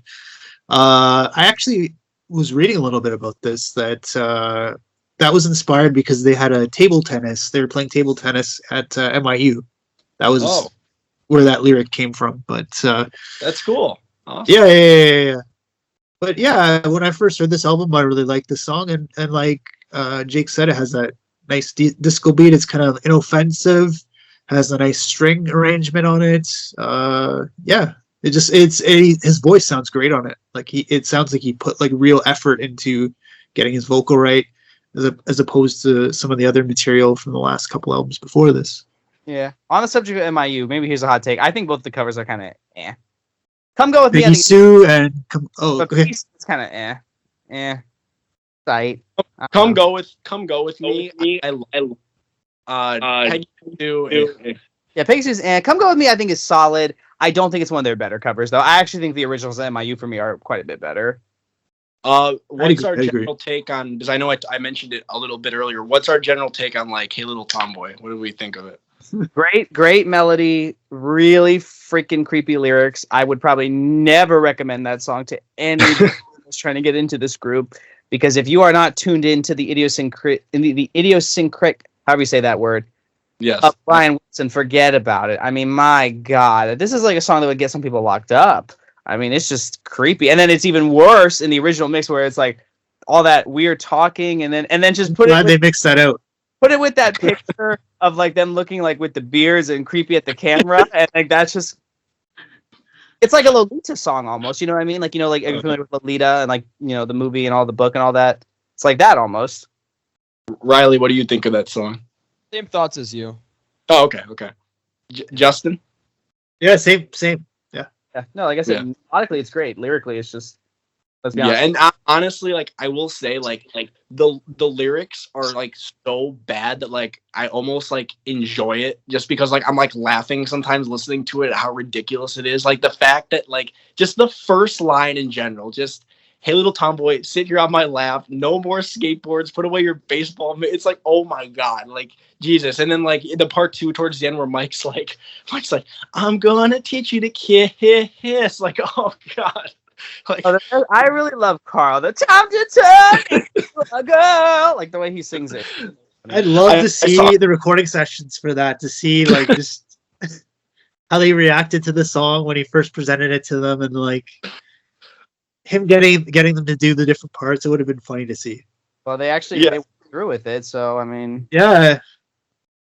yeah, I think one of the Beach Boys, it was either, I forget if it was on one of the podcasts or one of the Beach Boys YouTubers I watched, but one of them said something like I love Carl's, I would really love Carl's part. I wish he was singing anything else than what he's actually singing, but like he sounds great. It's like, yeah, well, you guys want to share one if you guys have one? Any other hot takes from you guys? Rapid fire list too. I've talked about both sessions quite a lot, so I don't think I need to go into too much detail. I've talked about Help Me Rhonda from today. I do like their version of Seasons in the Sun. I think I admit I never knew about the Terry Jacks version, so I thought this was just Beach Boys original. I'm like, dang, this is kind of cool, but I don't listen to it too much. Beaks of Eagles works for me. I like the spoken word. At first I didn't like it, but then I learned that it was actually Al and not Mike, and then I'm like, oh yeah, that sounds like something Al would do. And it just kind of clicked for me after that, and California Saga is now my top 3 favorite Beach Boys songs. So I think the better Shortened and Bread is on L.A. and not Child. I'm a guitar guy, so that's pretty easy. But Not I the like- Ed Carter I like guitar all- on it. Yeah. I like all versions of Shorten and Bread. And I no joke, actually kind of enjoy the 17-minute version on YouTube. I have no idea why, but I put it on one day. I'm like waiting for it to like get to the part, and I'm like, this kind of rips. So I enjoyed it. I Lay Light is a bit underrated. I think people just have Here Comes the Night overshadow the album a lot, far more than it should. I know it's a big chunk of the album, but if you forget about it, it's a very solid yacht rock adult contemporary album. I already talked about 85. And Jake mentioned Lahaina Aloha. I also like Strange Things Happen. I really like that one It's a vocal good song too. Yeah. where Al's like, I love it when strange things happen. All right, I don't think that's the actual lyric, but Every can't- time I I, like- touch you, baby. That's what it goes. Yeah. every Yeah. time I touch you, baby, strange Yeah. things happen. Like that. Island, I think it's Island Fever. It's a very deliberate Kokomo ripoff, but I enjoy the chorus of it. Yeah. Gonna- Can I share a hot take? Yeah. Ding. Yes, it's fun. Yes, it's cool, but it's 57 seconds. Can Ding we ding? Yeah. from it all? Woo! Like, it's fun, but it's like people hype up this 57-second thing. I mean, come on, people. I don't know, Matt. I feel like people are just like, I feel like people know that though. Like they're just ironic saying it. I don't think anyone legitimately is like, oh, it's a masterpiece, you know? Ding dang a ding dong. It's fun, but it's like it's 57 seconds. It's like it's a fun trifle, is what I would call it. That's 57 seconds of your life. No, yeah, it's a fun trifle. That's what I said.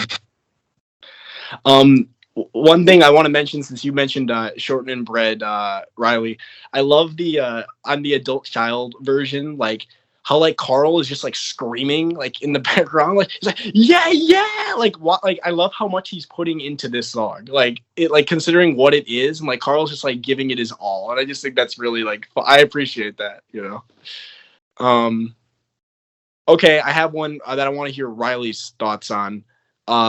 If you've listened, I don't know if you listened to it yet, but I prefer the alternate version of Little Honda over the version of All Summer Long. Oh. I agree. Go little Honda faster. I love that. Yeah, I love that little part. I feel like there's a little bit too much going on. If it was mixed better, I feel like it would work. It's just because I feel like they're the same volume, so I kind of like I'm gonna focus on one thing or the other, but I can't focus on both at once. But if it was mixed better, whereas first gear, go little Honda, like if it was mixed better, I could kind of switch it out. But I like it better. I like the idea of it a lot better. Mhm. I have one. I wish we had gotten a Hard Day's Night type movie with the Beach Boys, like in the 60s. That would have been cool. Yeah. Yeah, I don't know if it should have been a cheesy beach flick. I'm not counting Girls on the Beach. That doesn't count. Yeah, they just it's a cameo. Yeah. That was a should have gotten that, but in like 1979, and it's Brian just like writing songs for cheeseburgers and cocaine. At least Dennis did Two-Lane Blacktop. At least we got that. Fucking stud. What'd you say? The fucking stud in that movie. Freaking just badass. Oh yeah, that's a very good movie. Yeah, that's a great movie. All right, here's one other one for you guys. I will say I do prefer quite a few, well, not like a ton, but definitely a few of like the earlier rock songs. I do prefer them live, like especially in the 70s. Like I really like Surfin' USA live. I really love Fun live. Be True to Your School, I think, is a better song live. And of course, Barbara Ann, I think, is a better song live. I think those songs, I just love the energy of the live band doing those songs. And I do usually like for Fun. Like usually when I listen to it, I'm listening to like the in concert version, like from like the 72 or 73 album, or I'm listening to like the Nebworth one. I don't listen to the studio version that much, to be honest. But I mean, I get why people. I like. It's a great song. It's a good song. It's just I prefer it live. Yeah, that makes sense. I like the studio versions better, but I think I've also listened to them more. Mhm. I think I enjoy them better on the live recording. But if I'm listening to it, the song in general, I'll listen to the studio. Mm-hmm. Do you guys have any of you guys have like any specific songs that you like definitely do prefer live, like from any era of the Beach Boys, like something from like maybe like Carl and the Passions that you prefer live, or Holland that you prefer live? Maybe not a preference, but sometimes I really do enjoy that live "Help Me Rhonda" with Dennis singing lead, Mhm. and that's a change of pace. But I'll be honest with you, I don't really listen to live stuff very often, and that's for any artist, not just the Beach Boys. I just don't really listen to live recordings very often. Blondie's Wild Honey, not even close.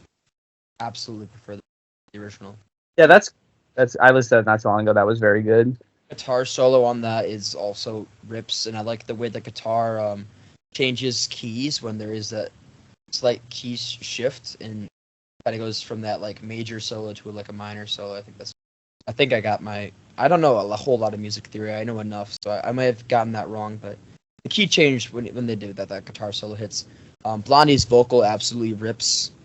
I like that it's more of a jam piece rather than just a straightforward track. Wild Honey. I like his vocal on it. I'll be honest, I'm not as crazy about it as I see some people are. I like the song live. Like I think it works way better with like the like up more energy, you know. But his vocal, I think it's all right. Sometimes I actually find it a little annoying. I don't know. Like I feel like I can't understand what he's saying sometimes. Like when he's singing it, I've heard a couple of recordings of him doing it. It's not my favorite vocal, but I get the appeal of it. Like it's definitely more high energy than the Wild Honey version, which feels like it's lacking something a little bit. I don't think it's a hot take at all. But Wild Honey is the mono version is kind of let down by some of the mixing. Yeah, which is I think the problem. Yeah, very muffled. It's very like muffled. Yeah, it just doesn't sound great. Yeah. Yeah, it's just that I think that's like where we would just it's like there's some really nice songs in there, but that under that layer of gunk, you know, that kind of is in there. I mean, hey, it's either gunk or the varnish, right? Remember we're talking about the adult contemporary varnish of Joe Thomas. Oh God. One other one I wanted to mention, since we've already talked about this before, just thought I'd just get it out there, just in case you guys won't have any more thoughts. I do prefer the Surf's Up version of Surf's Up over the Smile version. I've said this before. I do think Brian's falsetto on like the Columnated Ruins Domino is better. I will say that. But I do like overall, I like Carl's vocal more on the verses, which I think I've seen people say that before and like getting ripped by people like on like the Beach Boys Reddit, like, oh, how do you not like I don't know. I like the Surf's Up version. I like the sound of it, like the production of it. And I think it works really well. Here's my hot take. I like Carl as a vocalist better than Brian. Overall, I would say yes. I think Brian definitely had like the better, like higher like falsetto, like in like the early mid 60s period for sure. But like Carl's voice, I feel like is so versatile. Like it works for anything. So like, earnest, almost right. Like, and also it lasted better. Like Brian's voice, like let's be honest, after a while it was. I said somebody on the beach. After his voice is like it's heartbreaking. Listen, it kind of is. You know, it's like when you listen to Whitney Houston after her voice. I don't know if you ever heard her voice at the end. It was heartbreaking to listen to. And that's kind of how it feels like listening to some of Brian's later stuff. But like Carl kept his voice in very good shape. Even as he was dying of lung cancer, his voice was still in very good shape. Yeah. No, but like, yeah, even beyond just like, how long the voices lasted, like, I just feel like I feel like Brian, like in terms of like those R&B, like soul style songs, I just feel like Brian never really had the voice to like do those, where like Carl did. Carl had like this real grittiness that he could bring out in his voice. Like I love those like live versions of Darlin', like from like the late 70s, early, or like he like goes into like that like real rough, like gritty vocal. I love that so much. He like his voice works great on the ballads, like God Only Knows. It works great on like the soulful songs. I just feel like his voice almost got better with age. Like I feel like early on he was still kind of finding his voice, but then like once like by like the late 60s, early 70s, like he just kept getting better from there, you know. So I love his vocals. Yeah, and also like I think like he did the rockers better than Brian too. Yep, I think I would agree with that. Yeah, like I will say the Wilson that probably did the rockers the best, probably Dennis. Yeah. I probably. Yeah. I'm thinking of like different songs. Yeah. I think of like Dennis. I think Dennis has a pretty underrated voice too, honestly, because I feel like a lot of people like technically may not be the best, but he just had like that kind of like like that grit to it, that kind of like earthiness to it, especially in the early years. Like I think like that earthiness in his voice added so much to the harmony stack. Yeah, his voice very like soulful. Yeah, very like adds a lot of emotion to his songs. Yeah, for sure. Oh, for sure. I think they're all great singers, though. I mean, this was a group that was blessed with a lot of vocal talent, which is not. You can't say that about some bands. Some bands, it's like there's only like, huh? A lot of range with the vocal talent too. Yeah. Yeah. Like even with Mike, like there's definitely a lot of range with that. Oh yeah, Mike when he's on, he's on. The problem with Mike is sometimes he veered too much into the like and Justin, were you going to say something earlier? It looked like you were going to say something. Oh no. Okay. I was Okay. agreeing with you guys. Yeah. All right, I only wrote down a few more, so I can on. just crank those out. Do you guys want to share any more hot takes of your own? And then I'll just crank out my last few. Our last thing isn't really much of a hot take. It's just a statement. Like, when's today and Summer Days gonna get the Dolby Atmos mix? Kind of tight that we got one for Shutdown Volume 2, but not for today. Maybe they're going in order, but it's been about a year. What the hell? the multi-tracks for all that stuff. That's just the main problem, right? If they don't have all the multi-tracks. For today? Do they have all the multi-tracks for today? I think so. 'Cause I know- So I don't know if there's any that are missing. I don't think there's any that are I missing. know they were missing for a long time, and then like probably about like 15 years ago or so, they They found did them. the stereo mix, right? They did the Already, series yeah. of like Don't Worry Baby, because Don't Worry Baby in the original, it's hard panned. The vocals are hard Right, panned right. or whatever. And then like, which I didn't realize it was only 3-track. I thought they were already using 4-track by then. That it was 3-track apparently, so that's why it sounds like that. Which is why I made that joke earlier about like the Beatles. Like whenever you listen to like the stuff on streaming that's a twin track stuff, it's like you gotta freaking fold it down to mono, because otherwise it's like the vocals here. Funny here, yeah. But yeah, no, yeah, they found the multi-tracks they were able to do. Also with how good the AI has gotten now too, though, because the AI stuff has gotten really good. And this is one thing that I do like AI, how you can use it to like, you know, you can separate things. And because some of those earlier AI mixes don't sound very good. Like some of the stereo Smiley Smile sounds really bad to me. Like that's why I bought the mono pressing, because I'm like, I'm not buying, I don't listen to the stereo version. Yeah. All right, Jake.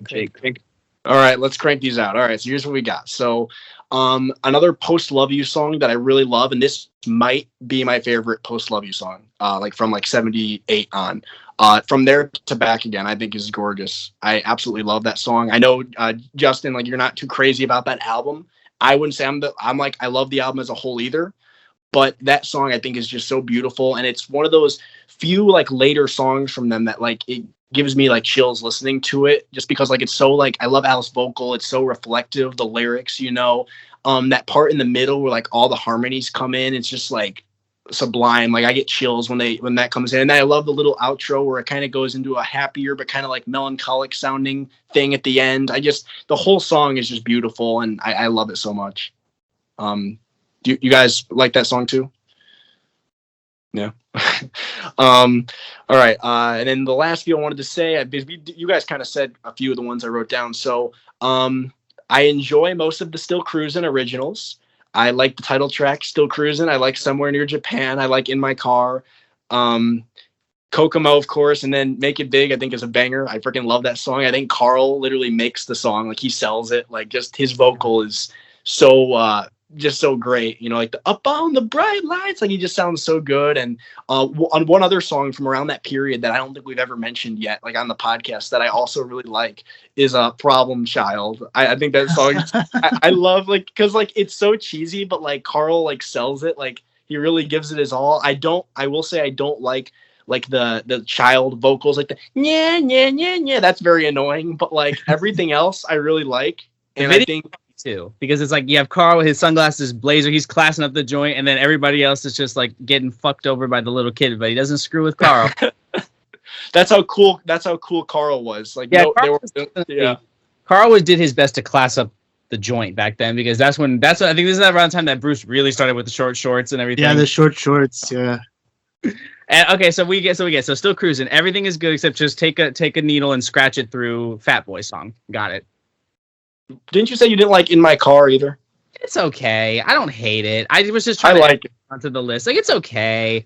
I love Somewhere Near Japan. I think that song is beautiful.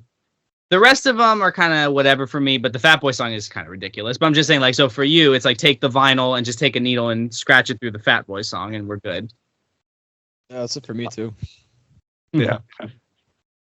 I think I only have two more that I wrote. Yeah, only two more. The first one I've already said, Student Demonstration Time, I think fits better on Surf's Up thematically than Take a Load Off Your Feet, even though I do prefer Take a Load Off Your Feet.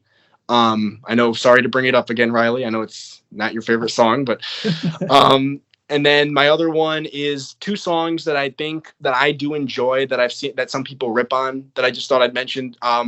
Sumahama has a nice melody. I think the production is nice. Again, like Mike, another example of like, Mike speaking another language. Like we didn't need to hear that, but the song itself is nice. It's well produced. I like the somewhere beneath the earth and sky and water. Like it's a very nice little melody.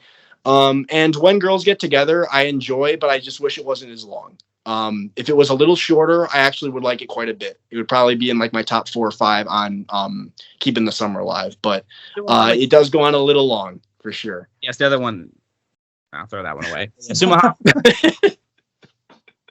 But yeah, the Japanese is cheesy. But honestly, even on Sunflower, like what the hell Brian was saying on At My Window, like that, what was that supposed to be? Like it was like French, but it almost sounded Spanish. That probably has to be one of the worst butcherings of any foreign language I've heard on a popular song. And I've heard, when they do like the Spanish version of the song and they're not even Spanish, and some of those are bad. What the hell was Brian saying on that song? It was like French, but it sounded like almost Spanish. I don't know what that was. Yeah, I feel like I can't criticize it too much because I don't know like other languages, so like I don't know how well he's saying it, but like I've just heard that it's awful. That's what I've heard. It's really, and it's like speaking of other languages, what do you guys think about the German version of In My Room? You ever heard that? No, I never heard it. It's on the line or something? Rarities, Gonza Line. Yeah, it's on Yeah. So it's okay. From what I read from people that actually speak German, it is far worse pronounced than Come Gimme Dama Hand and Sie Liebt Dick. Basically, because back then the idea was like, well, if you want to have a hit in Germany, you got to sing it in German. So that's why they sang it. It wasn't actually released, though, until the Rarities album, because I think it just sat in the vault for like 20 years. And then they found it like, oh, let's put it on this. Which I need to get that one because that has some cool stuff on there. That has the original single mix of Cotton Fields. It's got Celebrate the News, which I love. I know everybody else is not a big fan of it on this podcast. I personally love it. And then the CD is funny because it has Beach Boys Medley, which is from the Stars on 45 series, which is like, you guys ever heard that Beach Boys medley? That's incredible. Yeah, it's not great. And then they did 2 other medleys on the CD too. Or the vinyl has the medley too, right?